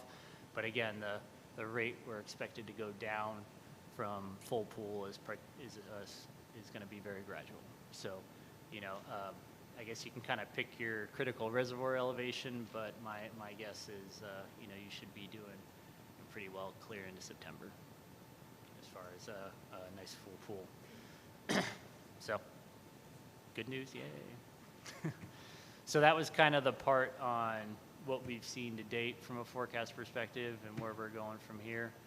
It's going to transition onto a few hot topic big issues. If nobody has any questions or good. All right. So talk a little bit about where we're at in the pool restriction. We kind of came out with some public messaging. I think it was probably 3-ish years ago or so by now. You know, basically, one of the reasons we don't fill, we fill only like 5 feet less than we used to historically, is we've got some earthquake risks we're trying to mitigate. So, you know, as we kind of continue to learn more a little bit about the Cascadia subduction zone and some of the stresses the dam could face if there were ever to be one of those earthquakes, we'll generally take some action to mitigate the risk of the public if we have some sort of failure scenario. Not necessarily the dam's going to come crumbling down, but the gates that control the amount of water we release, if they become compromised, we're trying to really reduce the probability of that. So, you know, how we kind of look at this in our risk management model when we go through this process every 5 years is, you know, the probability of an earthquake is really low, and, you know, we don't expect our dam to fail catastrophically. That's pretty low. However, with the amount of people that live downstream and the impact clear through past Salem, there's just so much life and property at risk downstream that even if we have a low probability of failure, our risk guidelines will prompt us to take some action to reduce that. So just kind of a little bit about what we're talking about and the why behind that 5-foot restriction. You know, a picture there on slide 14 is kind of indicate where the spillway gates are in relation to the dam. So if you're driving west, you'll typically see that when the pool's a little bit lower. Just the steel structures right in the middle of the dam that help us release flow from the tippy top of it. So 15 nuts and bolts of this are, you know, we did some rehabs, you know, 2019, 2020, through 2022. I think February of last year was when we stopped. You know, a lot of what we were doing when we rehabbed there was to try, it was kind of more of a life cycle upgrade as the gate rotates up and down and we release water. You know, since operating since 1953, there were some things we needed to straighten or strengthen and rehab. But, if you look at a lot of a lot of the science that we're trying to model with Cascadia, a lot of that's a little bit newer. So even though we went through a big rehab cycle, over the last few years, it didn't really address, some of the new seismic modeling that we're starting to do in the modern era as we continue to learn more about Cascadia. So, basically, if the spillway gate shakes back and forth or left to right, it's under different stresses that, the dam should perform well, but it wasn't necessarily designed to do that. So on to number 16, just a couple, that just taking that 5 feet off, since the spillway gates are at the top of the reservoir, that's basically allows us to unload about a little over 20% of the pressure that's on the gates as they hold back water. So, a little bit kind of goes a long way into just, unloading the gates in the event they get shooken violently so they don't fail. So that's what we're looking to accomplish with that whole thing. So on 17, I guess the so what for a lot of you guys, we kind of have a chart there. The way to read that, we have some elevations for critical boat ramps and marinas, and then some statistics on the odds or that they'll lose a certain number of days of availability. So, for example, you look at Canes, in the years where we're actually above, or hit the IRM elevation or above, you kind of expect on average there'll be about 6 days of boat ramp availability lost. And then you start going into, some of the more extreme cases, 90% of the time it'd be 14 days or less. So, a lot of it just depends on the sort of nature of the water year, what's coming in, what's going out of the reservoir, things like that. But, mostly, generally speaking, we're looking at less than a week for most boat ramps is what's expected. And then upwards of 2 weeks to 3 weeks, depending on how high they are in the reservoir. As a result of not being able to store that extra 20,000 acre feet to reduce the risk of a gate failure. So we get questions every now and again. On to slide 18. Okay, so what are you going to do about it? So the challenge in addressing something like this, we've got a very, very specialized group in the nation that does a lot of the modeling we need to really study, dam performance in some extreme circumstances. So since we put the pool restriction in place, we've done some little bit more detailed screening that did confirm that, yes, we have a problem that's, going to probably require some action for. And we're kind of getting ready to hopefully do some more detailed consequence modeling, downstream impacts in a lot more detail. But really, it's the issue evaluation study that we're looking at hopefully starting in mid-2025 that's really going to give us a full comprehensive view of the issue at hand and the performance of the dam. And then if we go forward with trying to do a modification to correct it and allow us to go up to that full operating range, it's going to take a little over a year to get through that. And then once all those studies are done that give us some alternatives about how to fix a problem, then we still got to do a design and construction effort. So, bottom line is I would expect that pool restriction to be in place probably at least a decade, just depending on how all the checkpoints in this process work or follow through in some scheduled milestones. The spillway gate rehab. So before we've done the dam safety modification study, we don't have an estimate because you got to understand the problem and find alternatives before we can scope out exactly what the fix would be. But typically, whenever you're doing a gate modification, you're probably looking at something on the order of $20 million. Probably something on the order of $20-ish million, but that's very, just for usually it's, 2-3 million for one of them. So there's 6 gates we'd have to fix.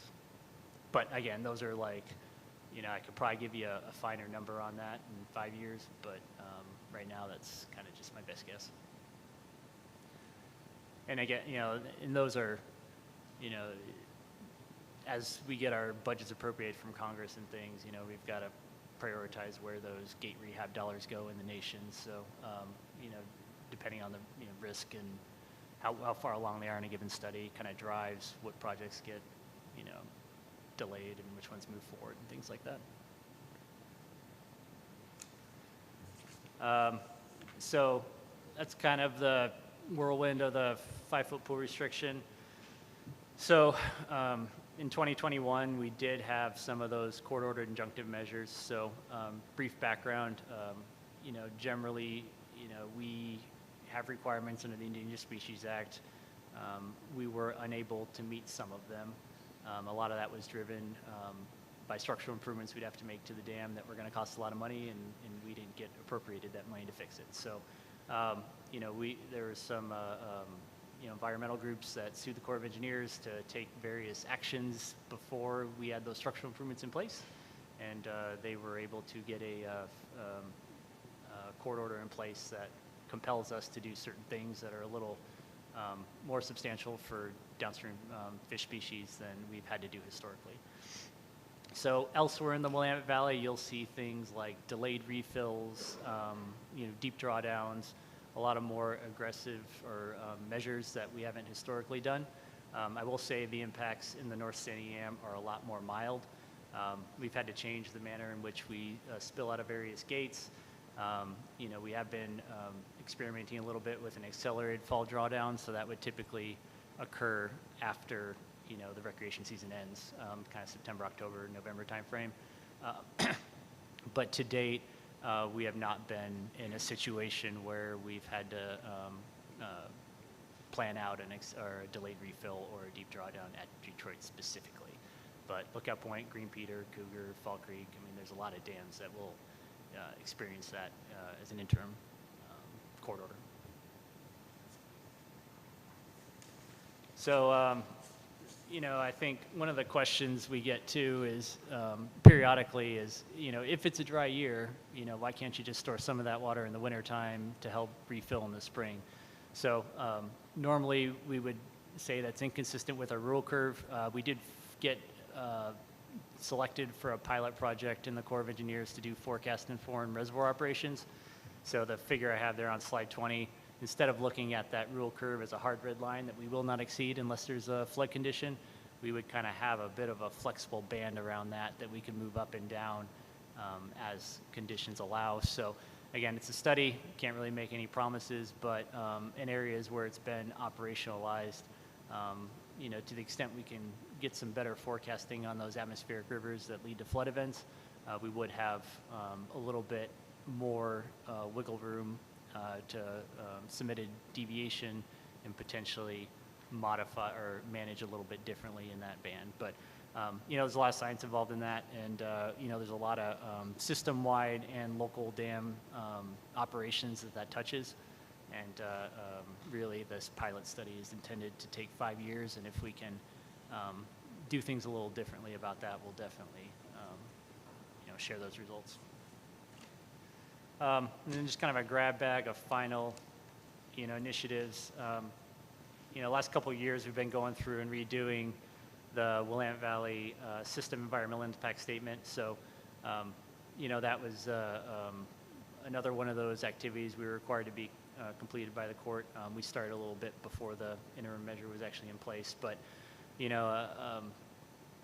that's a very large document, thousands of pages. Trying to boil that down to a few bullet points, I guess the gist of it is for Detroit Dam, we've not really gone forward with any long-term permanent operational changes. We've just kind of doubled down on some of the structural changes to the dam. So same thing, like downstream passage temperature control tower, the sort of floating fish pasture structure, things like that, and some ways we can improve water quality below big cliffs. So I guess there's not a lot new there. It's just we've got some specific dates that we're planning on, completing those large, hundreds of millions of dollars of structural changes to the dam to further fish species. But again, that's all contingent on receiving appropriations to do it. But that's the plan, and we did not propose any operational measures. And then one of the things, just in case, it probably wouldn't be that big of an interest here, but we were asked to study deauthorizing hydropower at all of our valley dams in the last Water Resources Development Act. So Congress passes one of those every 2 years. So, it's just they're just basically asking for information now, but we have heard people kind of conclude that deauthorizing hydropower equates to dam removal, which is not the case. We're answering questions. That's all it is. There's really, obviously anything could be written into a future law, but I think the thought there was, the way we're operating for, fish passage and temperature control was making hydropower a little bit uneconomic. And if we didn't pass fish through a turbine, there may be some environmental benefit there. So we have to have a report back to Congress by 2024 before they start putting together the next Water Resource Development Act. And that's where it goes from there. Couldn't tell you, but that's where we're at now. So kind of final slide. We're going to be doing some virtual public meetings the next couple days. I got the login information there. It's going to be geared towards the entire Willamette Valley, not so much Detroit in particular, but depending on who dials into that or whatever, could spark some interest in reservoir operations and things of that nature. And then I kind of threw some links down if some of those special topics. We have a whole lot more information and plenty of reports of hundreds of pages long if you care to read through it. So, but anyway, that was kind of the quick brief I had on my part. Any questions, or was that? Questions? I've got a couple. Counselor Page? I've got a comment, and then I've got a question. So my comment is, it looks to me like the Corps has been on the historical rule curve, since 2003. If you look at that page 7 graph, the Corps is just continuing over the last 20 years to be adjusting what their management of the reservoir is headed towards. Over a 20-year span, it moves towards the 2023 line. And pre-2000, you go back to some of those records, that bell curve was followed quite closely. Yep. And we just it seems to not have a lot to do with what the weather's doing here as much as it is the way the Corps is deciding to choose to operate below the curve. That's a comment. So would you like me to respond to that? You certainly you may. So I think what you'll see pre-2000 about is, there's what's coming in is one part of the equation, but you are right that we are releasing substantially higher volumes of water since about 2000 than we have historically. And a lot of that goes back to, when I talked about the requirements portion, as soon as we had endangered fish listed in the late 90s, we had to operate differently. And the intent there is if we release more water, there's more habitat downstream because the river's higher, and it floods expands its banks a little bit outwards. And, but no, that's been deliberate, and depending on the time of year, it's upwards of 50% more water that we're releasing than we have historically. Yeah. So, and then the question I had was, what is the likelihood that the study, which I know you guys have done a study on the gates already, but you have a different group doing the study on the engineering side of the gate's ability to hold in the event of the Cascadia effect. What is the likelihood that the most recent study will indicate there is no need for any modification to those gates based on what they find? Yes, so I'd characterize that as probably likely there's going to be some modifications needed, or to continue to have a lower elevation, and that's based on the results of the screening we did since we initiated this measure a couple years ago. Okay, because pushing out into 2030 something range with this continued 5 feet below full pool level has its fair share of impact, so timeline is kind of tough. Questions? Thanks. Good. Thank you. All right. Could I share the conversation we've had about the quarterly meetings? Sure, yeah. Okay. Just so people know, we used to have quarterly meetings with the Corps down at the Gates Fire Hall, where they would give us updates on what they saw happening. Tim has indicated to me that they are willing to start those up again. The person who was coordinating it was a resident of Gates. He, at the end of the pandemic, said he did not want to continue to be that coordinator. So they are open to starting those quarterly meetings again. If anybody would be interested in helping coordinate those, whether it's at this Diaz or out there, please just get hold of me and we'll set it up. So I think they were informational when they were being held before, and it's just an opportunity to maybe stay on top of what's going on. So the option is there, and see what we can do to pursue that. Thank you so much.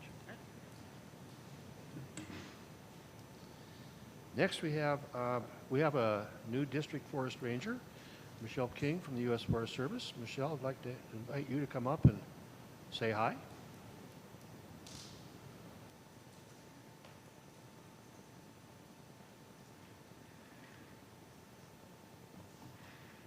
All right. Hi. Thanks for having me. I have a few partial updates. How much time do I have this evening? I know you've got some other stuff on the agenda. Tell us what you need us to know. Okay. I'll be quick and then leave some time for questions. So for those that I haven't met formally or in person, my name's Michelle King, and I'm the district ranger in Detroit. Started officially mid-January, so still feeling a little new, but getting to know the area and the folks and all the partners. So thank you so much for having us. We have a few other Forest Service folks with us today. Our Special Use Permit Administrator, Amy Snook, who you might have worked with before, and then actually a detailer, a temporary assignment person supporting some of our front desk operations, Andrea Coley. So they're here today too. Want to thank them for taking time out. Just a little bit about me. So I've been with the Forest Service for about 14 years now, mostly in Oregon and Washington. My last permanent job, I was the district ranger, or the deputy district ranger on the Bend Fort Rock. So not too far from over here, just over the hill on the Deschutes. Last summer, I had the pleasure of filling behind Nikki Swanson, who is the district ranger in Sweet Home.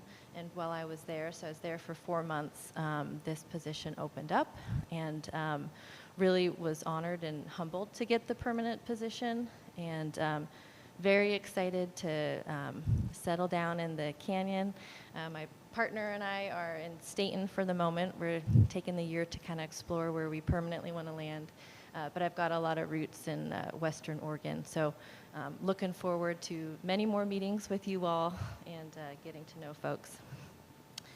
I have a lot of what I'll call partial updates, almost full updates with a lot more to come soon.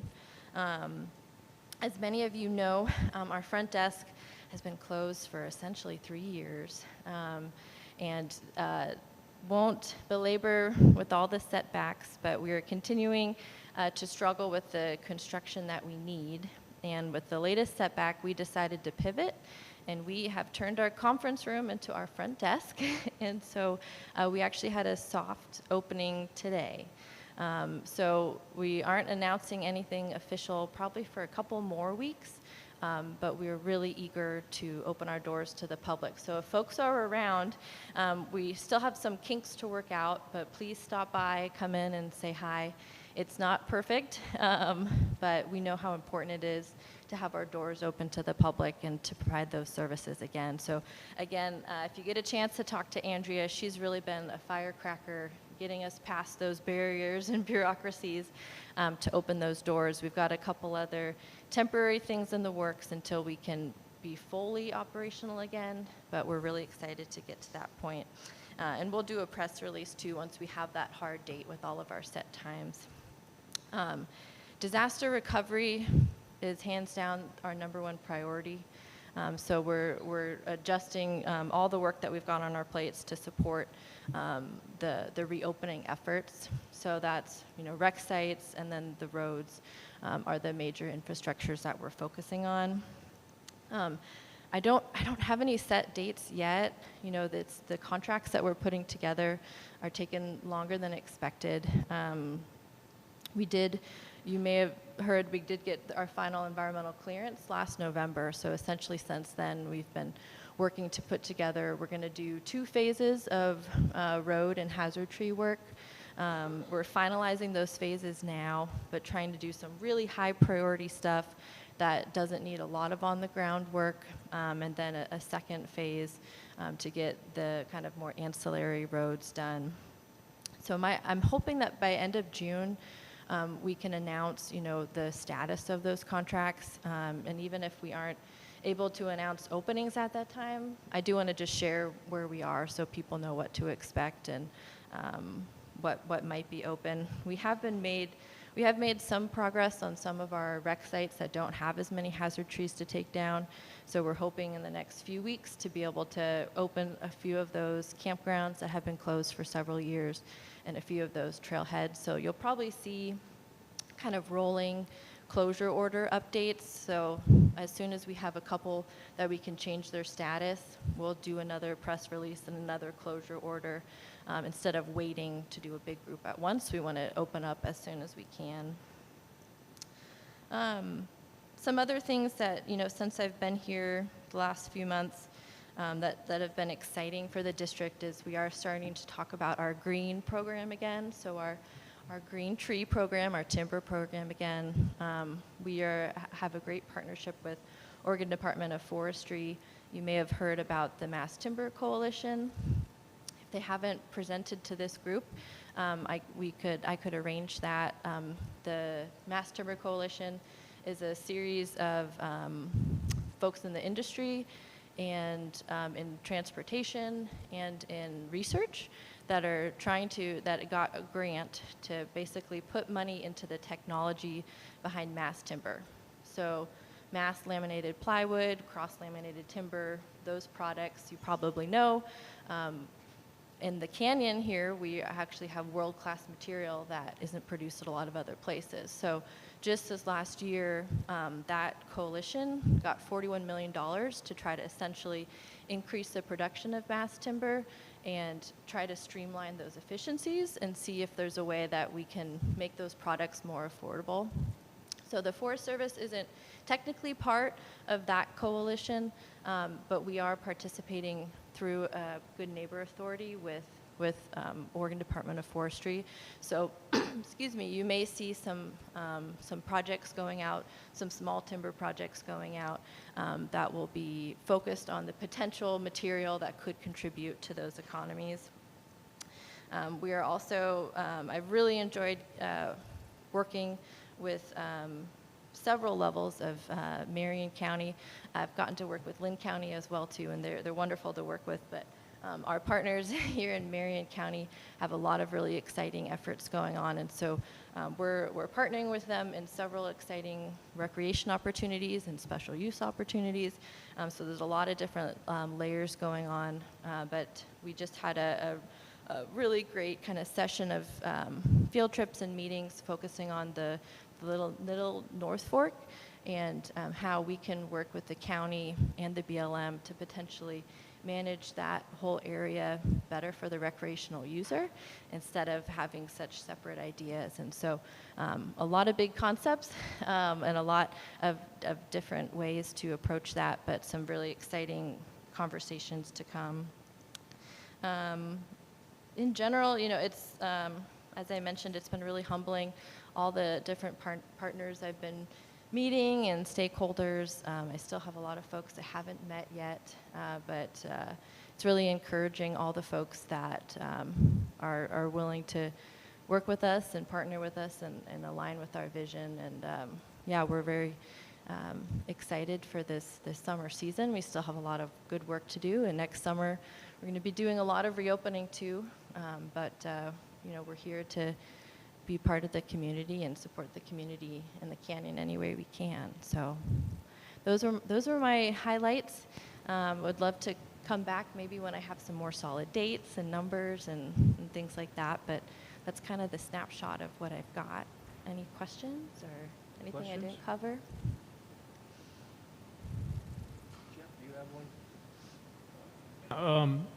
So do you think the Brighton Bush Road all the way to Estacada might be open in a fairly short time, or? That is my number one priority. Okay. So And I'm- also the McCoy Road and some of the other, The McCoy Road is a high priority, not as high as the 46. That one might take more time with all the connected road systems. But I'll have a better update in June. We're also going to continue to look at all the road systems too. As you guys know, conditions have changed. So, hazards that were there last year, if the situation's changed, we can reassess that. But McCoy is looking kind of in the middle to upper range of priorities. Yeah.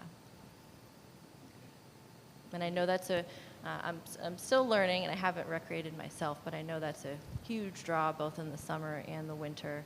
And we've got some clubs that are interested in, partnering and doing volunteer work to see if we can move the needle in that area. So I'm definitely interested in hearing about those ideas. Counselor Smith? thank you. Thank you, Mayor. First, thank you for being here. Yeah. It's great to meet you. So with you guys reopening the headquarters, is that regular business hours, Monday through Friday? So not yet, but it will be. Okay. And so people will be able to go and get their firewood permits and Yep. I guess fern and whatever else. permits Yep. they have. Okay. Yep. And I just. And buy their smoky T-shirt or that as their well. maps and Yes. and yep, all that stuff. And just don't forget about McCoy Creek. That's all I got. I appreciate that. Yeah.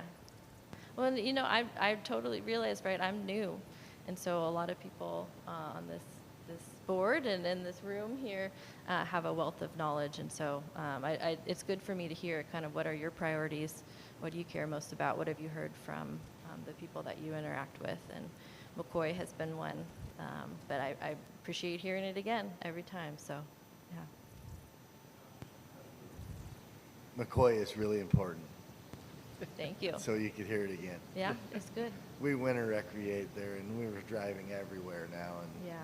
so we have no revenues coming in here, and that's our little golden nugget up here in the winter. Okay. Thank you. Nothing else? Welcome to Detroit. Thank McCoy you. is important. Thank you. Okay. Write it So, down.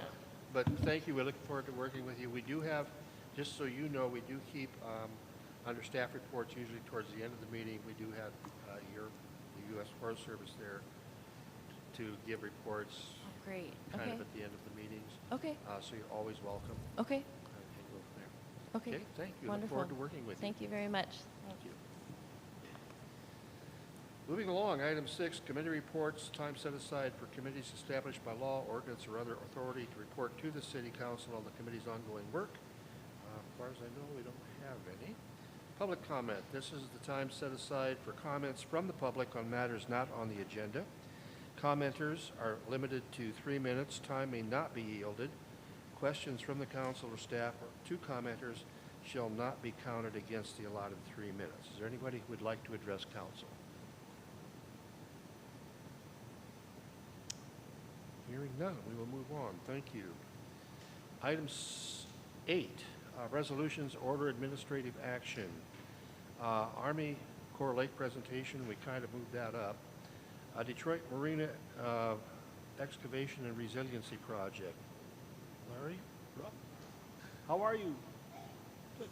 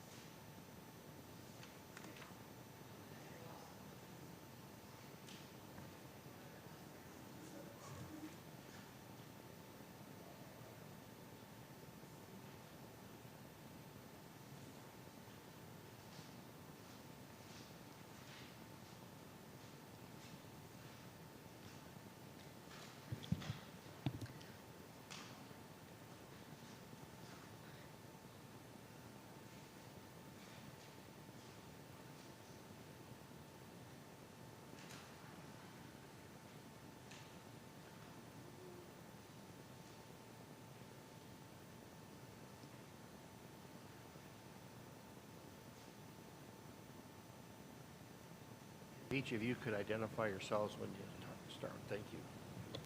Sure. Hello, counselors. Thank you for giving us the time to present to you on the Detroit Marinas Excavation and Resiliency Project. My name is Larry Rupp, and I'm an Economic Development Specialist at Marion County. I'm joined here by our Economic Development Program Manager, Kelly Weiss, and our lead engineer from Mal Foster Alonji, Josh Elliott. As you guys know, Marion County has received a large federal allocation to excavate Detroit Lake Marina and Cains Marina. We're doing this for multiple factors, of which the 5-foot reduction that we heard from the Army Corps earlier is one of them. The big question, however, is after we excavate the marinas, what are we going to do with the sediment? And so Marion County has been working on concept planning for ideas for beneficial reuse, to reuse that sediment within the water to build different land features. We got these ideas from a design booklet created in 2011 with the U.S. Forest Service, Detroit Ranger District, and the University of Oregon.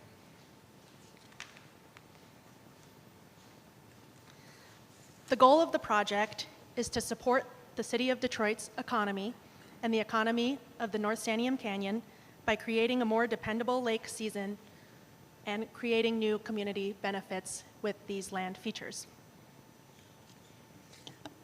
This resiliency project is estimated to create $1.2 million annually in direct and indirect economic activity throughout the region and $14.6 million in net economic gain for the region over 20 years.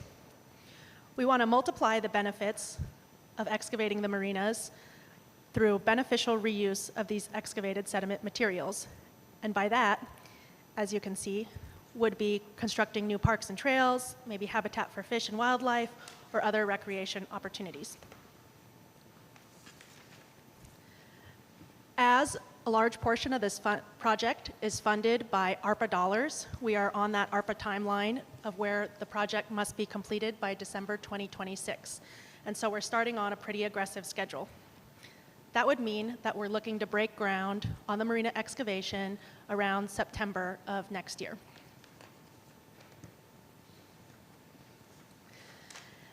And so on to the exciting part. Our partners here at Mal Foster Alonji have been working really, really hard developing 3 concept plans that are, in theory, permittable. We've been running the gamut with the regulatory agencies to let them have a look at it and understand what their concerns are. And we've refined down 3 alternatives that are ready to be unveiled to City Council and to the public at large. And so now we're going to go on to the cool part, turning it over to Josh Elliott so that way he can present what these conceptual alternatives are. Thanks, Larry. So these are in no particular order, but alternative number 1 is what we kind of envision to be the lowest cost alternative, and that would build to the southwest from Cains Marina and kind of extend an existing informal trail out and provide a peninsula for wildlife habitat, also some fishing activity on that, I guess that's the northwest side. There's some deeper water access there, and then shallower water with potential beach on the, that'd be the southeast side of the peninsula. And none of these are like written in stone, but we just want to get these out and get community feedback, and if there are things that we can modify, we will consider modifying those as well. So, but this one would provide, it's about 1,800 feet long by 200 feet wide. The water surface you're seeing here is approximately the current water surface elevation out there. So that's the 5 feet below normal, but we would design this so that it wouldn't be submerged if they ever get those gates fixed. So. Okay. Move on to alternative number 2. And so this alternative builds off of Osprey Point, so out past Detroit Flats. And this would come around and form a bit of a protected cove on the interior where you could pull up a boat and potentially have a sandy beach, and then have some fishing access on the outside of that bend. And then at the end of the peninsula, there's an opportunity to potentially view Mount Jefferson and have an overlook.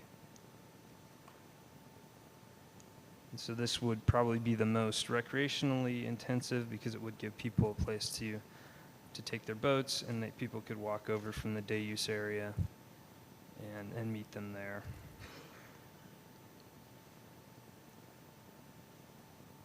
And then when you can kind of see in the midpoint of that hook shape, there's a little bit of drier land, and so that's an island it's just a few feet underwater right now, but as the water starts coming down, this would give access to that island earlier, and there's some additional fishing in deeper water to the, I guess that's the west.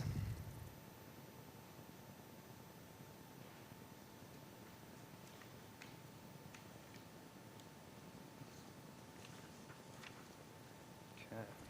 And then alternative 3 is really building off of that island that I just mentioned, and so making that a permanent island with some fish and wildlife habitat, potentially get some taller trees in that central portion of the island, and then have some access for potentially non-motorized boaters coming over from the state park or elsewhere. And it could be motorized boaters too, but that's just kind of what we were thinking for right now. And then again, a viewpoint potentially of that Mount Jefferson through the canyon.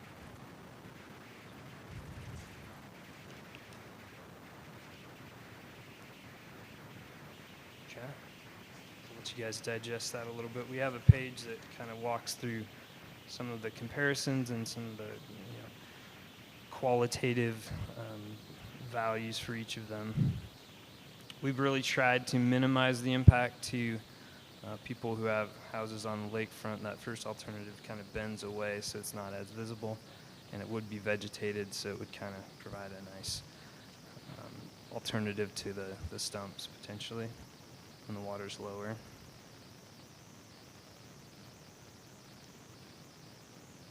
And as Larry mentioned, we've met with, I think, like 8 or 10 permitting agencies so far, and we think any of these are a combination of, if there's a combination of 2 of them, that could also be permittable, so. Potentially, yeah, if people have an idea that's not captured here, that's something we could consider, but.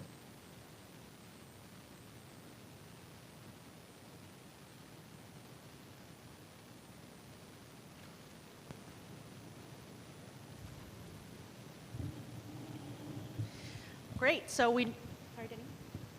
Councilor Nielsen? Thank you. Larry, under phase 1, it talks about summer of 2023, use community feedback to develop a refined preferred alternative. How exactly are you going to gather that input? Well, I'm glad you asked. Yeah, if you turn to this next one, this project next steps. So now that we have 3 theoretically feasible concepts that we can construct, as part of our commitment to collaboration, we are going to have an open house on May 20th during the fishing derby, and then also May 15th to 30, we're opening up an online open house and collecting community feedback on draft alternatives. What we wanted to do and how we designed this phase 1 was to create 3 different options and then let the community members decide through the open house process which one they preferred to go to construction. And then after these 2 open houses, the in-person and the online, we're going to go refine the alternatives again and then come back to you guys, and then we're looking for an official recommendation from City Council based on the data we present for what would be the city's preferred alternative that we can present to the Marion County Board of Commissioners, and then they can adopt the preferred alternative, and then we can move into engineering and construction.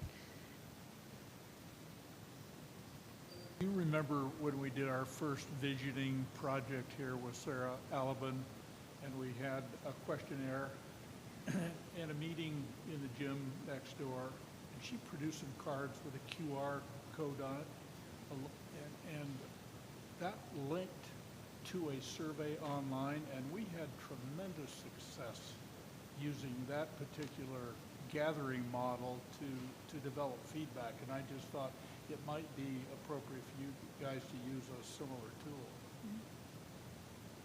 Because I think just with a few open houses, that might be limited in terms of the people who aren't here all the time or haven't arrived yet to recreate for, the summertime. Just a suggestion. Sure. Yeah, we can definitely make some more materials with QR codes that link to that online open house, so that way they can participate virtually. And then hopefully blast those out through your guys' Facebook, through flyers, and then try to echo it through Long-Term Recovery Group, Detroit Lake Foundation, really get it out to whoever we can.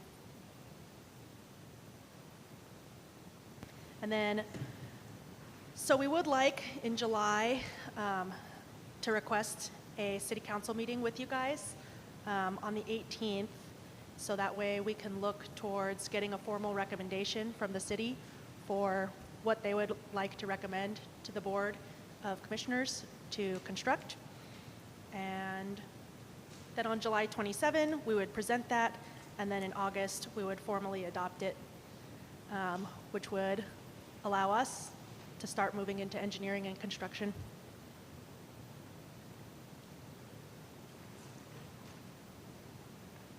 Further? Counselor Shepherd? I was wondering, how much more time will that add to the marina season? Do you have an idea of how much material you're going to move? Yeah, so we're looking at, it's about 100,000 yards of material out of Cairns Marina and about 60,000 out of Detroit Lake Marina. And so looking at what he was describing as that median or kind of normal year, the marinas would be operable from May through October, into October. So it's about 20 feet more water that they'd be getting, potentially. So possibly it might add a month on either end of the season? Yeah. Counselor Luke? So has there been any, with this project, is there any talk of, in this area where you do the development to also dredge more of the canal to go between here and Piety so there's boat access from both sides? Because that goes away quite early and it's quite difficult. And that's one of the major situations that would help the economics of the lake considerably. No, not really. As far as the powers that be are concerned, that gave us the funding, they want to see the marinas excavated, and we kind of came up with this initiative to move toward that beneficial reuse, but dredging of the canal is out of our scope.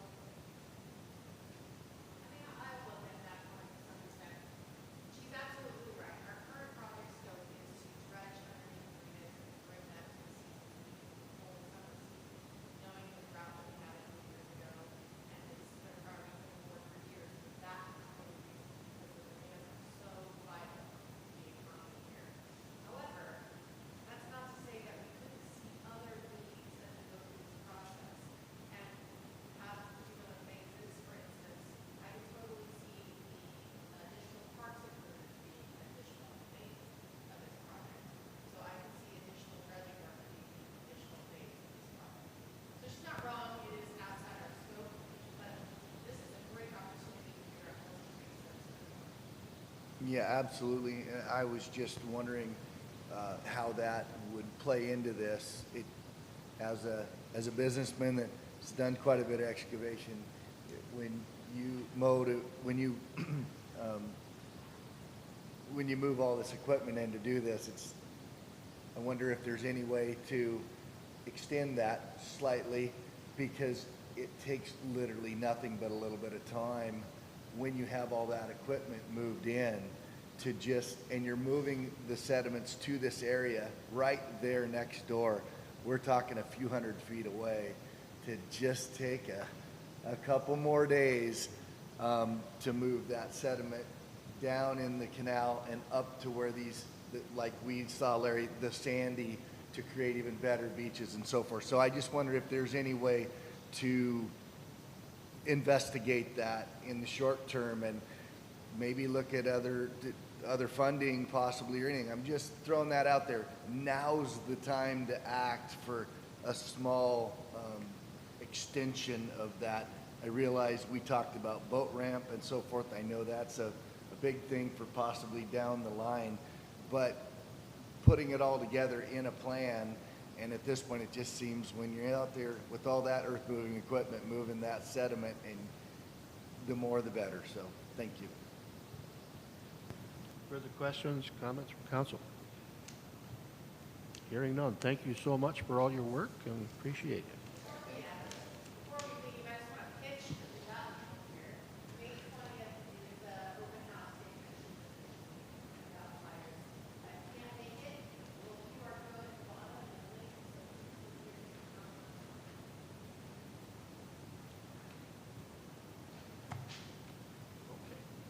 Thank you. Thank you. Yes, and if you guys come up with any additional comments or questions on those concept plans, please feel free to email us. Thank you.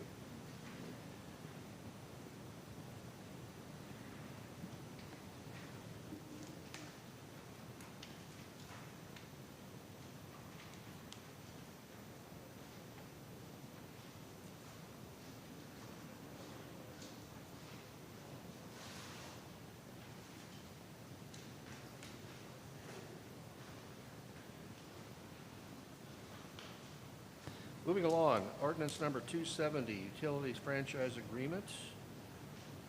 This concerns Ziply Fiber. Staff, do you have a report or?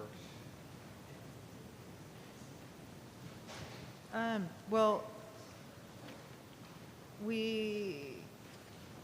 I have it on here. I was going to just kind of amend it to say everything, all the utilities go underground. But after consulting with a few other people, it looks like this is going to be something that probably needs to have some legal help to develop a utility ordinance to kind of cover all utilities. So, yeah.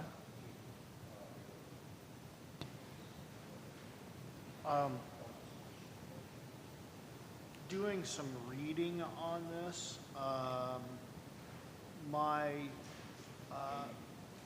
looking at this a little bit more in depth, it appears that maybe what we might need to do is we might need to have a meeting to negotiate this out with Ziply and create the language for a operational agreement with them moving forward. Considering the old agreement that we had previously with Verizon, and the fact that we're looking at going strictly underground here, we should probably have a sit-down negotiated agreement with them. I believe we should probably give some consideration as to where we stand with the CPI agreement as well, because they are going underground now. But the way I understand it is Ziply is going to be leasing from CPI that conduit, and we need to make sure that the agreement that we put in place for our underground requirements flows through both of those entities, but doesn't have the same essentially franchise agreement. So I think that's a little bit of a working thing we have to get figured out. But I think they want to do it sooner rather than later, so we're going to want to kind of focus in on this and get this put behind us as soon as we can. So if I have council consent, we will carry this over to a later date to be determined after negotiation. Thank you. Moving along to item number D, ordinance number 238, nuisance ordinance in regard to trash in the park. Councilor Smith.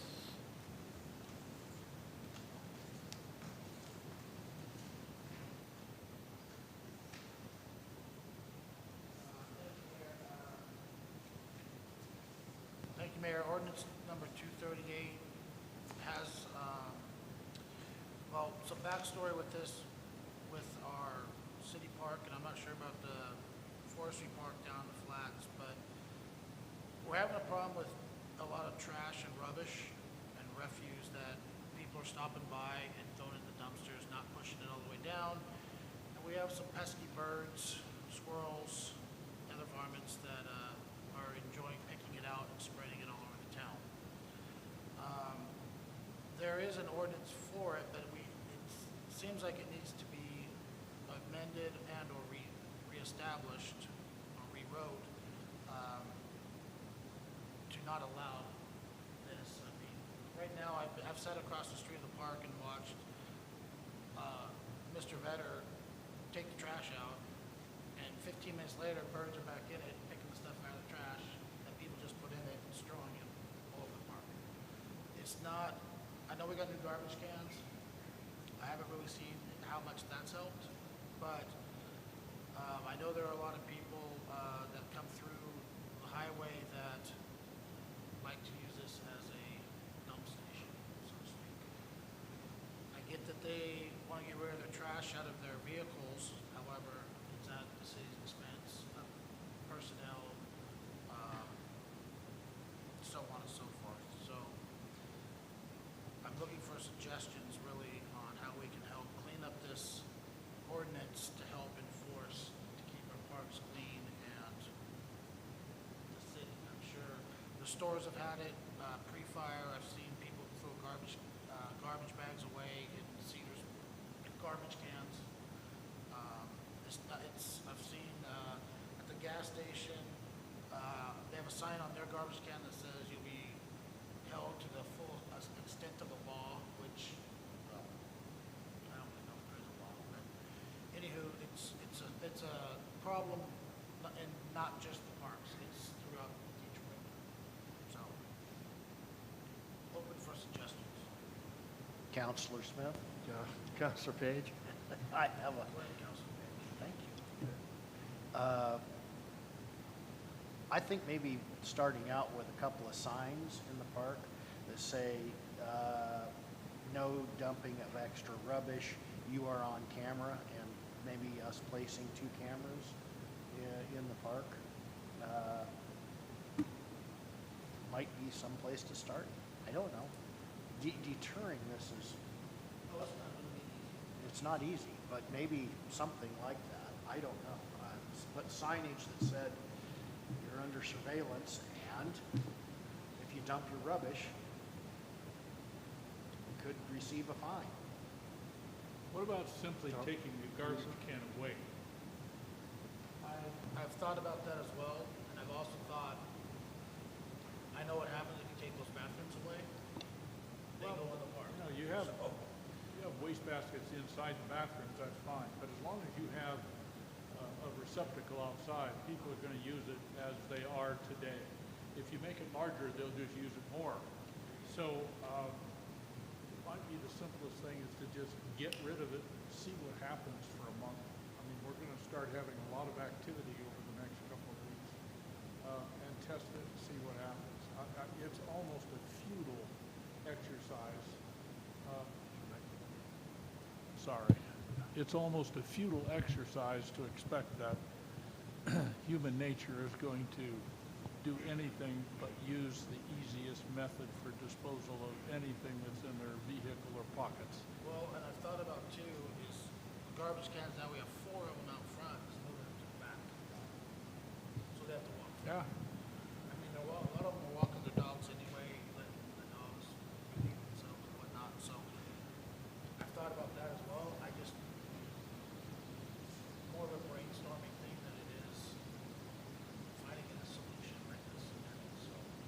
especially, I know the last 2 weeks, the rest area on 22 was closed, was certainly did not help our cause. So, I mean, what are your thoughts, Councilor Tisdale, your parks? Well, I think the new garbages are working because the crows can't get to those two. And if we move the other two that the crows can get to the back, then they wouldn't have 4 to use. But, I mean, they're going to drop their bags of dog poop right there on the ground if we don't have garbage cans. So I think we just service Highway 22 and say, please don't dump household rubbish. I think that's the best we can do, considering we don't want litter all over the place, and that's what would happen. Could I suggest? Thank you. Could I suggest we move this to a work session where we could actually maybe get some information? Okay, and maybe get some information from Mike on possible suggestions and go from there. Okay? So we'll put this on a work session and move ahead. Thank you. Ordinance number 251, parking restrictions. Councilor Smith.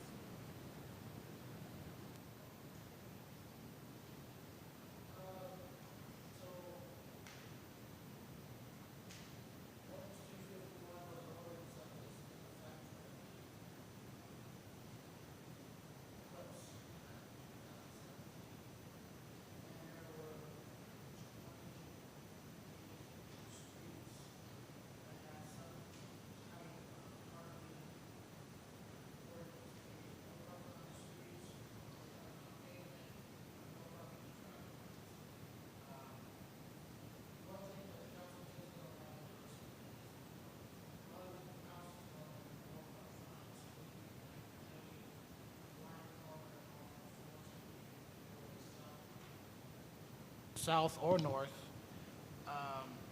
is a blind corner as it is. Now granted, there's gonna be a sidewalk coming in to help with that, but it's still gonna be blind. And we're not seeing a lot of the houses having a whole lot of parking space for their, folks coming in to stay. So with this, it's the list of the streets are in this packet. I'm not saying every street needs to have necessarily all these, but some of these, like all the side streets off Guy Moore, those are literally a car and a half width wide. You get one person parking, and we've already seen it's caused an issue with some of the neighbors. So I guess this is something also maybe to kick to either a work session or to the next session and ask that the counselor, all the counselors can get eyes on these streets and their thoughts and maybe get feedback from the community as well. So I would Counselor concur Page? a work session on this one's probably in order, I would think. Okay, so if I have consensus, we'll move ordinance 251, consideration of ordinance 251 to a work session. Item F, resolution 650 surplus property. Councilor Tisdale. Okay, so we had a citizen acquire a donated playground. It's for a younger age, but it's in good condition. We do have to find a pro park person who can put this together and find the people that made the playground equipment and get the all new brackets. I was told it was approximately $120,000 new 10 years ago. We got it from Wallace Marine Park. So what I wanted to do is have the ability to surplus or donate the existing wooden park equipment in case I was able to move rapidly and find the people to put this new playground together. So this resolution 650 was put in our agenda just in case I was able to get a builder out here to put that together, and I didn't want to have to wait for the next regular council session because timing with help is really difficult during these times. So I wanted to see if the council would be okay with donating or selling the existing playground equipment so we could put a different structure there when I can find the professionals to do that. So we have before us tonight Resolution 6, number 650, a resolution declaring city items, playground slide, playground balance logs as surplus property and indicating intent and method for disposal of such property. Do I have a motion? I move to accept Resolution 650. Councilor Luke moves to adopt Resolution 650. Second? Second, Councilor Smith. Discussion? Recorder, call the roll. Counselor Shepard? Counselor Page? Aye. Counselor Luke? Aye. Counselor Tesdale? Aye. Counselor Smith? Aye. Counselor Nielsen? Aye. Mayor Trett? Aye. Item G, Planning Commission vacancy. We did receive we do have an application for appointment to the Planning Commission. It arrived on Monday, which made it, Mayor, can I Yes. interrupt? I'm sorry. We did get an application on April 27th, and it's in our packet, and so that did arrive on time before our council packet went out. I didn't see it in there.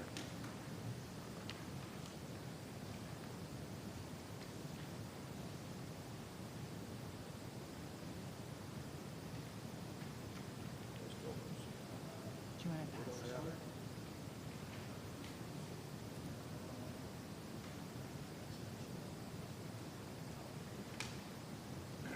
That was in our packet. That is the one that arrived on April 27th. Mhm. Oh, okay.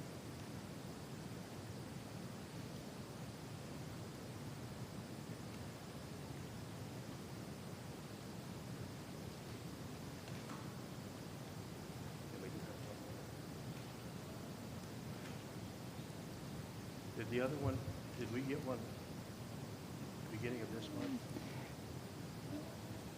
Yesterday? Sorry, Yeah, yesterday. yeah, we got one after the Was there a agenda was posted. This one we got a while back, last Okay. week. I'm sorry, was that, let's see. So, did we have a deadline date for accepting applications? No, there was no deadline. It's been posted for a while now. But the agenda had already gone out with just the one.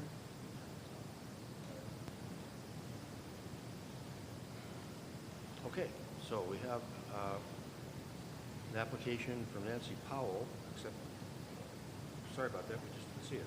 On April 27th, she is a second property. I'm looking for the address. 220 Quinny, thank you. So, do we have discussion?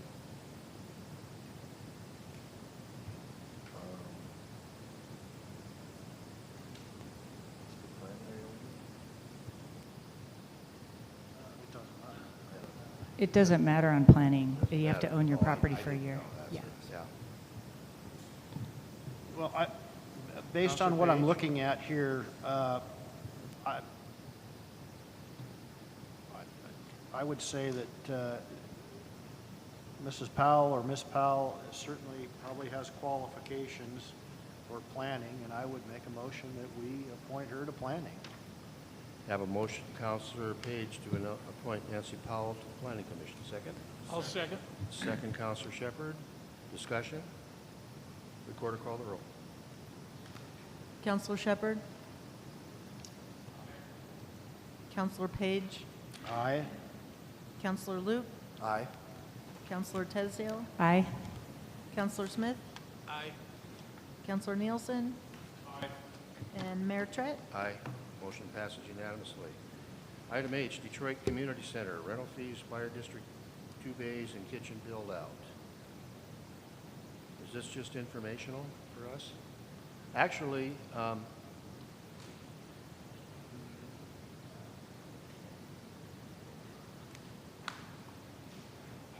PAR agreement? Sure, let's go. I mean, that essentially, I think, I don't think we have gotten to rental fees. I think that's a work session type of thing, but I believe the PAR agreement is what we're focusing on here. Is that correct, Denny?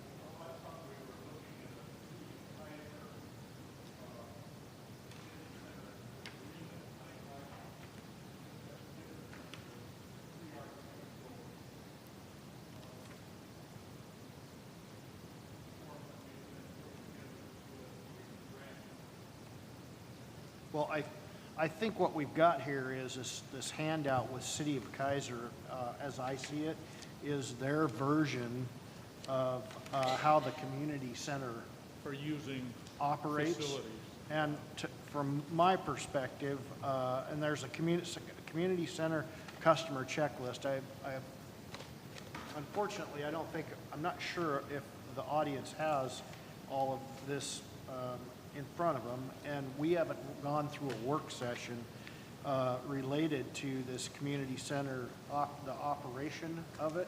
And I would have to say that probably is a work session review of how City of Kaiser does it, and maybe give some input back to the DLF. But I believe we were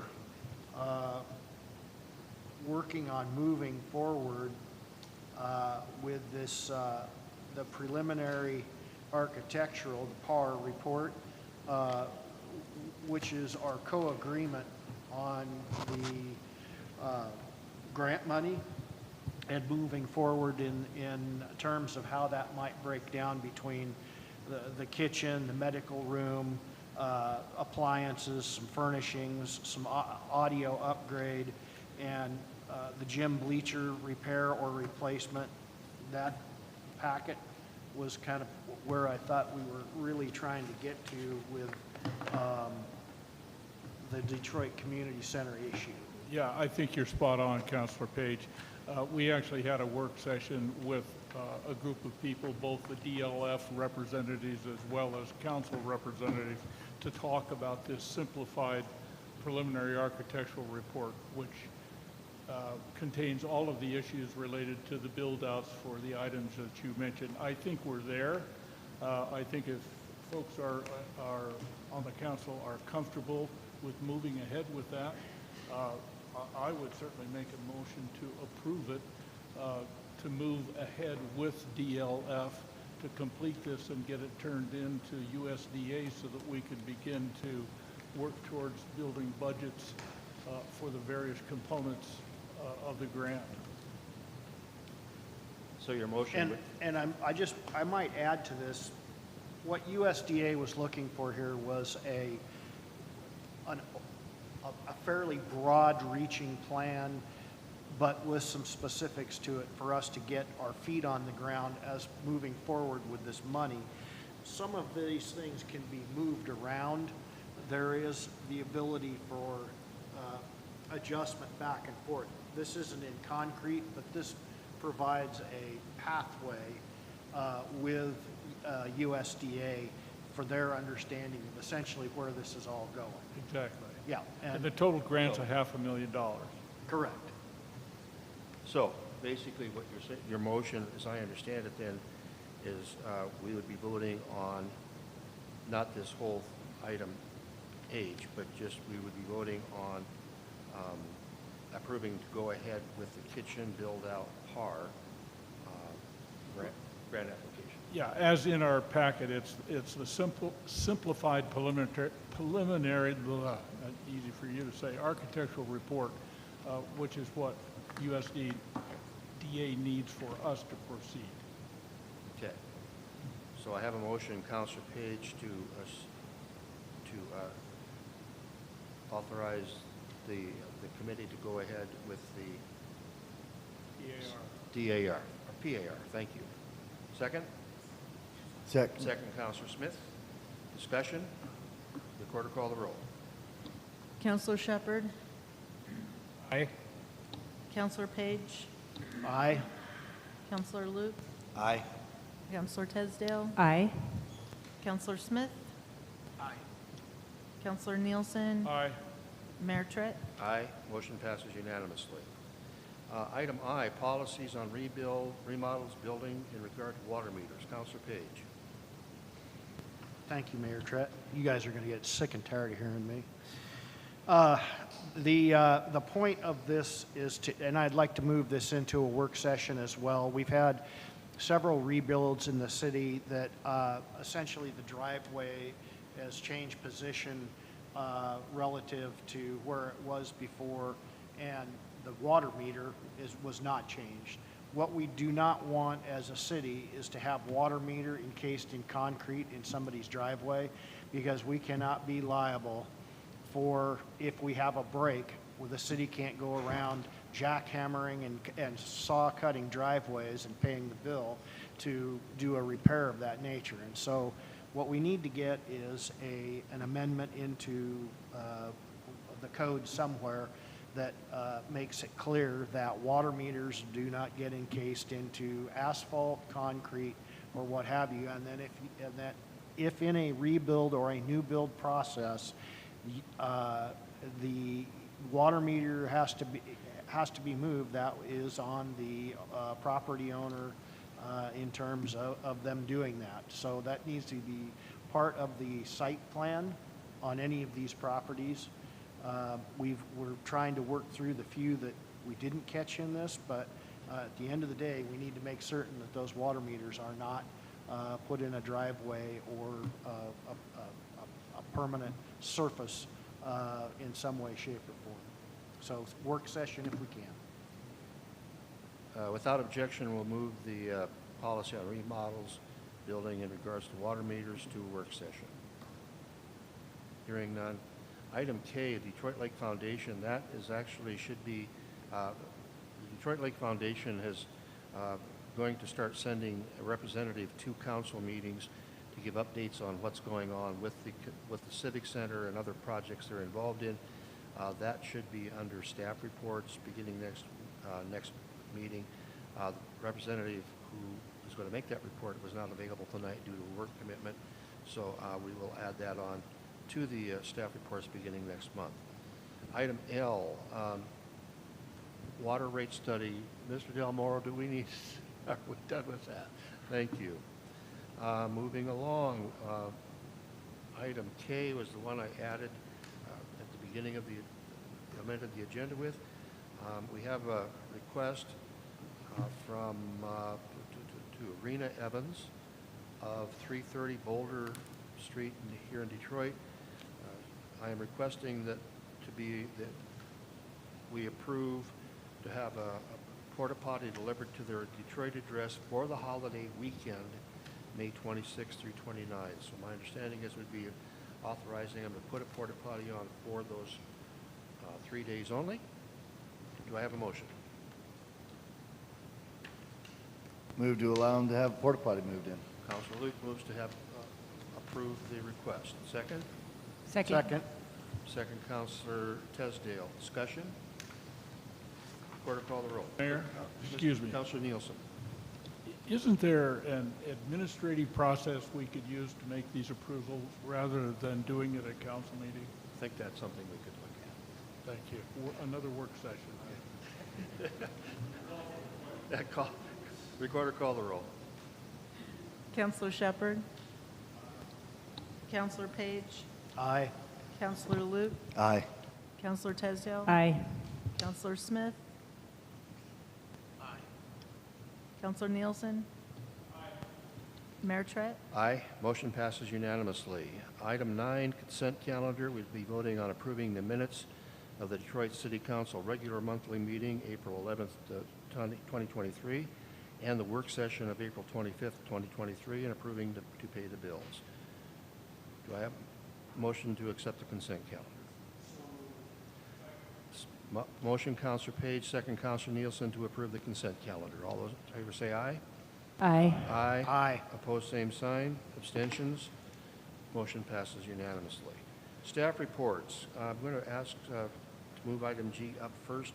Idana Detroit Rural Fire Protection District. Chief, can you come up?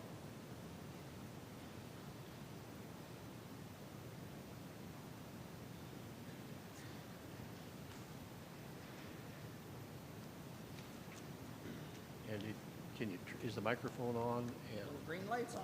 huh? Little green light's on. Not, it's not? Little green oh, light is on, sir. Okay. And then put that thing right next to your mouth because it's really hard. Good evening. Fred Patterson, Fire Chief with Idana, Detroit Fire District.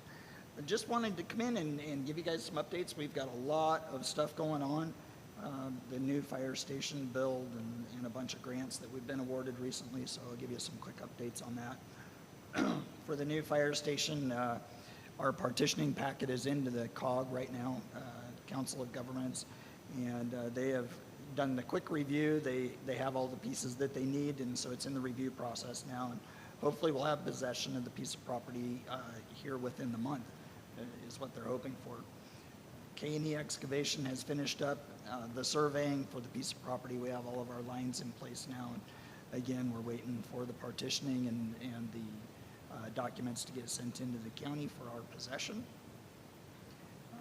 Mr. Kevin Hills has been up there working a lot on the property. He's done a great job on getting the old culvert pile that was there. All of that has been sent into recycling. All the brush abatement and everything's been done. Our permits came through from ODOT on the easement. We were able to take out a bunch of trees out of the easement and get the property cleaned up, and he's been getting all of that debris burned up. So we are going to have a great build site.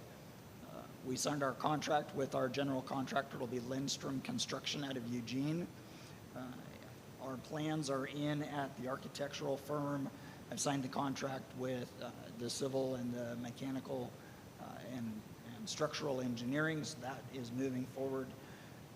Also signed a contract for landscaping, and I explained to them that there's going to be about this much landscaping. I don't have the staff to maintain it, and I do not plan on having an irrigation system out there for that. So landscaping is probably going to be a couple of rock beds up close to the building and maybe a azalea or a rhododendron, but there will be no landscaping. Yeah, so just really waiting right now for the partitioning to finish up. I was out there today and put out some preliminary stakes on the building design and the layout on the piece of land there. So there's a bunch of stakes out there on the ground, and was working on getting stakes in place for Marion County for our septic system. That's about it on the building. Any questions? Great things happening. Grants. In the last couple of weeks, we've been awarded a $10,000 fire prevention grant from the State Fire Marshal's Office that allows us to put together fire prevention materials and be able to distribute those and hold some public meetings on fire prevention, defensible space, and that kind of stuff. So we'll be planning on putting some of those together this summer, and we'll have literature available at the 4th of July breakfast and for the fishing derby, excuse me.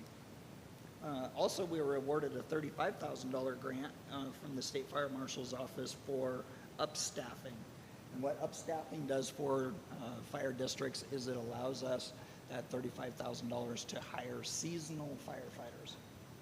And right now we have the squad unit in place already that started on May 1st. That's a program that you've had for the last couple of years through Lions Ambulance. They staff 2 people 7 days a week for 12 hours out of the day. We are going to add to that by adding 2 firefighters Friday, Saturday, Sunday, and Monday for 12-hour shifts. So you'll have 4 emergency services staff 4 days out of the week at least. If we go into high fire danger and such, I have the ability to adjust that schedule, and we'll look at putting on additional staffing, say Tuesday, Wednesday, and Thursday as the fire conditions warrant that. My plan is to try and use that money just the 4 days of the week while we're in our higher use time, so that we can extend that, make sure that we get through September and into October as we're seeing our season stay a little bit later in the year. So that's great things. Also, I've submitted a $20,000 50-50 match grant to Oregon Department of Forestry. That VFA grant is used for buying equipment, wildland firefighting equipment, structural PPE, and it will give us the ability to repair the green federal excess property type 6 engine that we have that was damaged in the fire, melted the mirror and melted the wheel well and the headlight bezel on that. So that's worked into that grant so that we can get some parts replaced there. We did hose and ladder testing for our structural equipment. I understand that that had not been done for about 6 years prior to me being here. So last week we tested 12,000 feet of fire hose and our 6 fire ladders, and everything passed other than 150 feet of fire hose. So out of 12,000 feet, that's a pretty good ratio. So we're getting all of those things back on maintenance and routine testing. 2 of our rigs have been into Salem. I have a contract with Salem Fleet Maintenance. So our Pierce and Laura's staff vehicle and my staff vehicle have been in and been completely PM'd bumper to bumper, and then also had the pump testing done on our Type 1. And then the last thing, Mr. Mayor, I think I might have heard you bat it around, but I have presented again our lease agreement with the city of Detroit for the 2 bays, and also you folks have the contract for the tower placement, the emergency communications tower that we would like to place here on this property. Originally, we were looking at doing a 120-foot tower here with some more testing. They found out that a 50-foot tower would be adequate here, so you folks have the contract for that. Any other questions? Questions? No, thank you. Sounds like Thank good you very stuff's, much. good stuff's happening. Exciting things going on. Yeah. Don't run away if you can stay around just a minute. Got a knife for you. Moving along, HBH Engineering.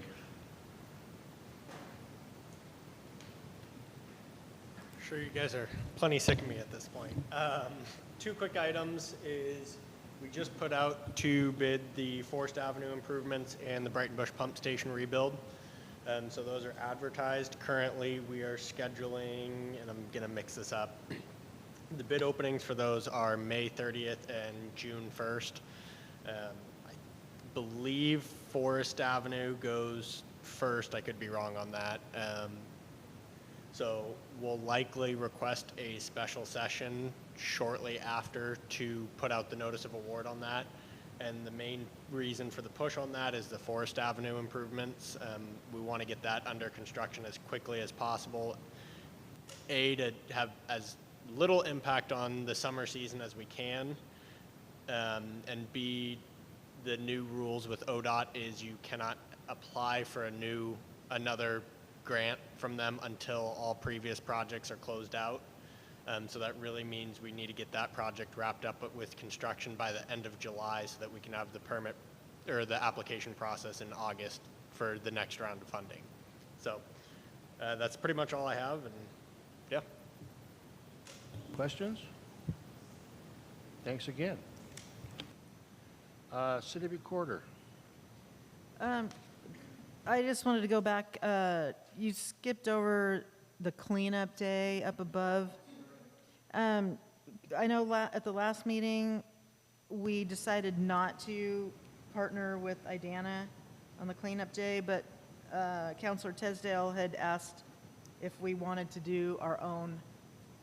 So I put it back on here. I looked at the minutes from last meeting, and it said that we were not going to work with IDANA any further, and that we were not going to have one this year. We didn't think it was necessary. Okay. And approved that in the minutes. So I can't remember when I brought this back to the city. I found out that the city of IDANA did still want to partner with us on this year because it was our turn. And there was a miscommunication with the mayor over there. He thought that they were all in agreement and they weren't, that they still wanted to partner with us. So I brought it back quite a few weeks ago, and so I think that's why we're addressing it now. Yeah. Comments? Yeah. I have a comment. Let's do it one more time. It was our turn, and then we can do it when needed in each individual city. Just because our land's been cleared out, we don't really have a big need for doing this annually. Let me contact the mayor if he calls me back. Have trouble with that. I could go up and talk to him. And maybe we can come up with a common date and do it that way without objection. Okay, thank you. There. So, city clerk. Planning is not here. Marion County Sheriff is not here. And Michelle King, this is where you would be at, unless you have something else you'd like to say. This is, okay, great, thank you. We talked about our district, North Santiam Sewer Authority. Mr. Mayor, can I just include this with my council report? Sure. And proceed with all of it? Prior to the NSSA report, I just want to update everybody on our business district visioning project, which I've talked about over and over again, it seems, over the last, 5 months. As I've reported before, we selected the consultant to guide our process, and as of yesterday, the county has completed the contract for engagement, tendered it to the consultant, and if they approve it with even minor additions or corrections, we're likely to have this ready for approval by the county commissioners in the first week of June. So finally, after all this time, it looks like we're headed in a good direction. As far as the North Santiam Sewer Authority, we had our monthly meeting on April 3rd via Zoom. Discussion issues included updates from Marion County on Project A, which is Mill City and Gates, which is about to begin. Activities through Chris Einmo, who is the manager of that project for Marion County, is working to engage a CMGC contractor for that project, and hopefully we'll have them on board within the next 6 months. A board position for the NSSA still remains open for a volunteer from IDANA, and I'll keep mentioning this until it goes away. So anyone who might want to volunteer for that can contact me. And Lindsay and Michelle have my telephone number. Detroit infrastructure discussions related to wastewater management and treatment of the business district continue with Keller and Associates, Marion County staff, and downtown business owners. Significant issues related to system design for properties pre and post fire, construction options, and reimbursement via a federal grant continue to be clarified by both the county and Keller and Associates. We've had some good news this last week in terms of being able to use more land per business lot in Detroit. If pre-fire you had a good septic system, we don't have to sequester an additional amount of property in preparation for a failure of the primary system, which means there's more property to develop, basically. So that's going to be helpful for those who have a vision for their businesses in the community, and we're going to be adjusting our calculus for planning based on that. We have 2 architects, one for one large property owner, another for Mountain High Grocery Group, who are working with their planners, architects, and engineers to come up with some ideas for the properties, probably within the next 3 to 4 months. And that's all I have. Questions? Thank you. Councilor Shepard. Well, as Matt said, bids are out for the East Forest Avenue paving and walkway project. And next week I've got a meeting with Shelley Robinson-White from ODOT. We're going to do a walkthrough. I'm considering putting in for a grant for 2nd and 3rd Street. That's for also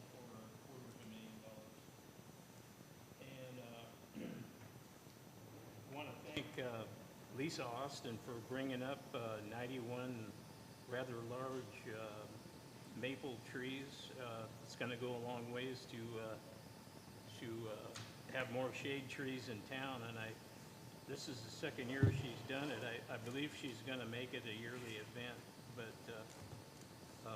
you couldn't beat the price, $20 a tree, where you would probably pay $300 for something that size, and she brought it up to Detroit, so that was a win-win. And I'm waiting for CPI on pricing of a street light on Milgard Court in the cul-de-sac there, but they're really slow in getting back to me. And that's about it. Questions? Counselor Smith? Counselor Shepherd, do you know where we're at with the street signs for the FEMA? Yeah, I've started working on that. I gotta get together with Richie. We got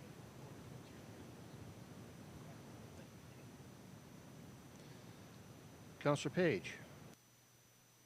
Thank you, Mayor Trett. Last month, we produced 646,400 gallons. We used 507,891 and 138,509 unaccounted for. But I think with a couple of the water leaks we had, that's probably, I think we can account for more. So that number has improved from the previous month. And construction on the new water plant is underway. I believe they've mobilized up there. I think, Matt, they're going. As you can see, there's gravel that's been staged in downtown, and that'll be moving up the hill, and that's off and running. So that's all I got.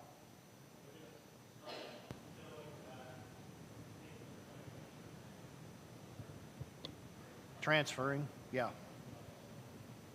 Great. Thank you. Questions from Counselor Page? Moving along. Counselor Luke? Got the bill today, and I sent it to Michelle from Smart Choice Roofing. They'll schedule within the next 2 weeks to fix the roof on the bathroom, once and for all, hopefully. And the plumber should be up next week to fix the faucets and also remove all the guts from the drinking fountains because he can't find parts. So he's going to swap those out with readily available from Keller or somebody here in Salem. And he'll do that probably a week or two after, depending on how long it takes him to get those parts. And the insulation for the shop will be done sometime by the end of the month. It has to be. So that should all be done and everything finalized.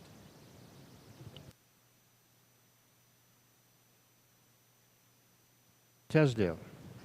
Okay, so we did get a playground donated to us. A used playground looked like it was in great shape. I got a lead on a recreation specialist that could maybe advise us on what it takes to put together, and I got to find the blueprints for that. I also got a lead on a grant that just opened up, so I'm going to be submitting some paperwork for that, and also still looking for digital designs for the park so we can place these, make it to more like a park instead of just a place to go. So, different areas like the 2013 plan where, you know, you can have different activities, keep an open space in the center. That reminds me, when the helicopter training was happening a couple weeks ago, I talked to them about Life Flight, and they don't prefer to land there. So I just wanted to confirm that because that is on the plan where we are trying to keep that open. We'll still keep an open green space because that's in the park and that seems wise, but they don't prefer to use that because children play there and whatnot. That's it. Just for information, they do have a landing pad at the Forest Service. That's their primary. In conversations I've had with them earlier, they would look at that as an alternative if for some reason they couldn't get there. Just information. Counselor Smith. Thank you, Mayor. Fishing Derby's next weekend. Should be an exciting event. Hopefully the weather will be decent. I've already started seeing golf carts and ATVs riding around. That's great. law without permits. Just as a reminder, that is in effect. And the Marion County Sheriffs will start having a bigger presence up here starting next week and through the rest of the summer. So just an FYI. That's all I've got. Questions? Mayor's report. Recently attended the League of Oregon Cities Spring Conference on a scholarship from them. Very interesting workshops. Glad I attended, but did a lot. They offer a lot of networking sessions, which I think kind of proved advantageous to us. As you may or may not know, our contract with our city attorney, Bill Monahan, is going to expire at the end of June, and he is retiring. So we'll be looking for a new city attorney. The COG, Council of Governments, who Bill worked for, and we were on a contract for his services, is not going to continue that service, so we will need a city attorney under contract. While I was over there, I was introduced to by the mayor of Toledo to their city attorney, who had just resigned and is moving to the Valley. And he mentioned, I'm going to be working with Aurora. I said, how about Detroit? And he is open to that. We'll also be talking to COG about how we want to proceed in general. Their attorney, who will be available for just kind of questions and answers in the future, is willing to meet with us. We'll talk about this gentleman, or opening up an RFP, request for proposals, for attorney services on a part-time basis. But that really, and I've been told by several people, this gentleman that's interested is very good at what he does, and I've told him some of our concerns, and he said, that's not how I work. Also, there is a lot of changes in homelessness issues coming up July 1st with new legislation that passed last session. And we need to make sure that we are not going to be sued by some homeless person, which can happen if we violate the current situations, ordinances that the state has. I have heard of an attorney. I talked to CIS, who's the executive director, was there, mentioned that we had that we needed to address that in Detroit just to prevent any problems, make sure we're on the right page. And he informed me that we have an attorney, they have an attorney who has been involved with litigation in Grants Pass, representing the city of Grants Pass, who is being sued by home advocates for the homeless that could have national repercussions, and it's not looking good for Grants Pass. In terms of this gentleman can come up and help us, and the good news is we don't have to pay him because CIS will cover that, and I've confirmed that with Patrick, their director.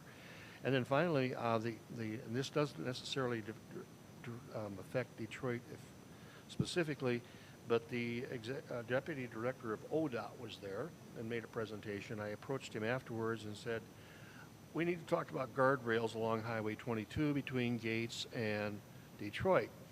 And he said, I've heard about that. Let me have the person who you need to call you. And a lot of times that means we'll hear from him in 6 months. I heard from him 2 days later.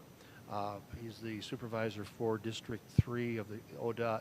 He said that situation is on their radar. They're looking for money to fund it. They're hoping in the next biennium, which starts July 1st, I've told him I'd be willing to talk to committees in the legislature about budget items, write letters, whatever we need to do to kind of improve that situation along the highway, because I don't want to wind up at the bottom in the river, so along with a lot of other people. So it was a very good conference in terms of, just like I said, information for me, but I think we got a lot accomplished in city business along the way. Other business.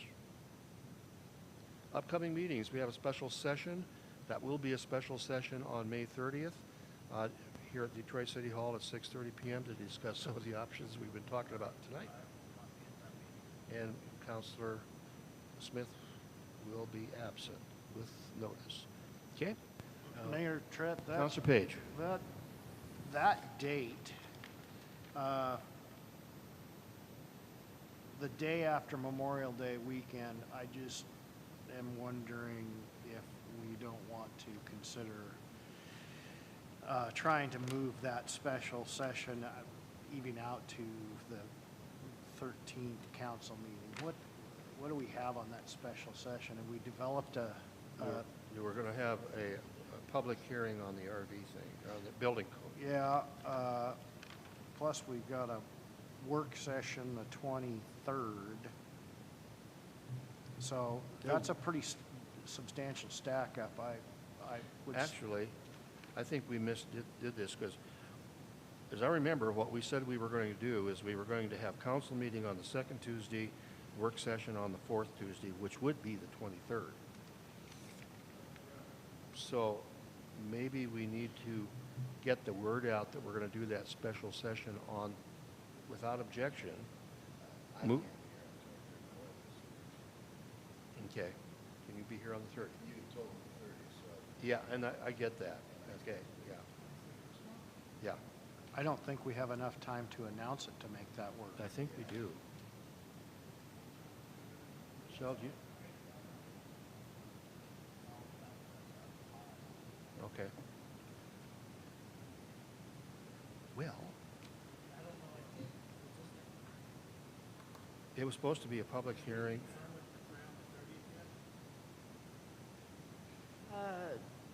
No.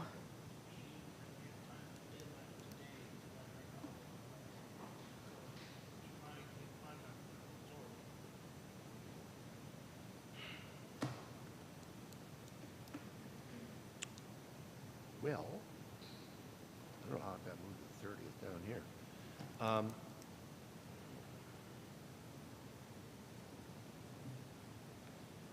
Could we do it, could we move it to Thursday, June 1st? If that gives us time to notice, if McCrae's available? Or do we want to go to the 13th?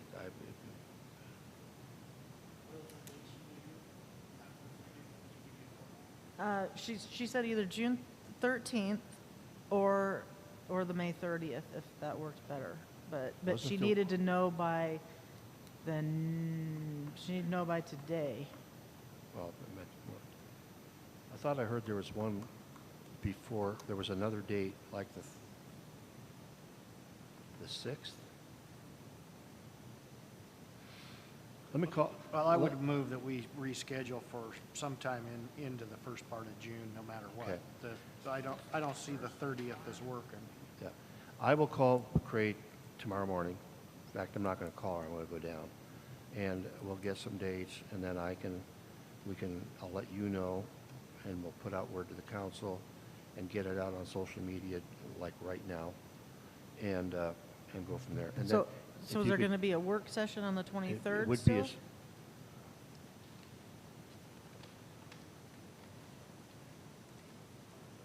I have on my calendar the 23rd as a work session.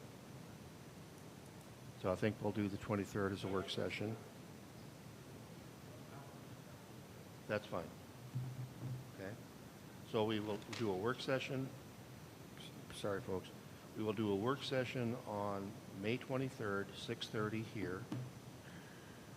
And then we will be scheduling a special session as soon as I can contract McCrae for her attendance. Okay, And we'll work that out tomorrow. okay. Okay? Any other? Thank you. Okay, do I have a motion to adjourn? Second. I have a motion, Counselor Page, second, or motion, Counselor Nielsen, second, Counselor Page. All those in favor say aye. Aye. Opposed, same sign. Abstentions? Motion passes unanimously.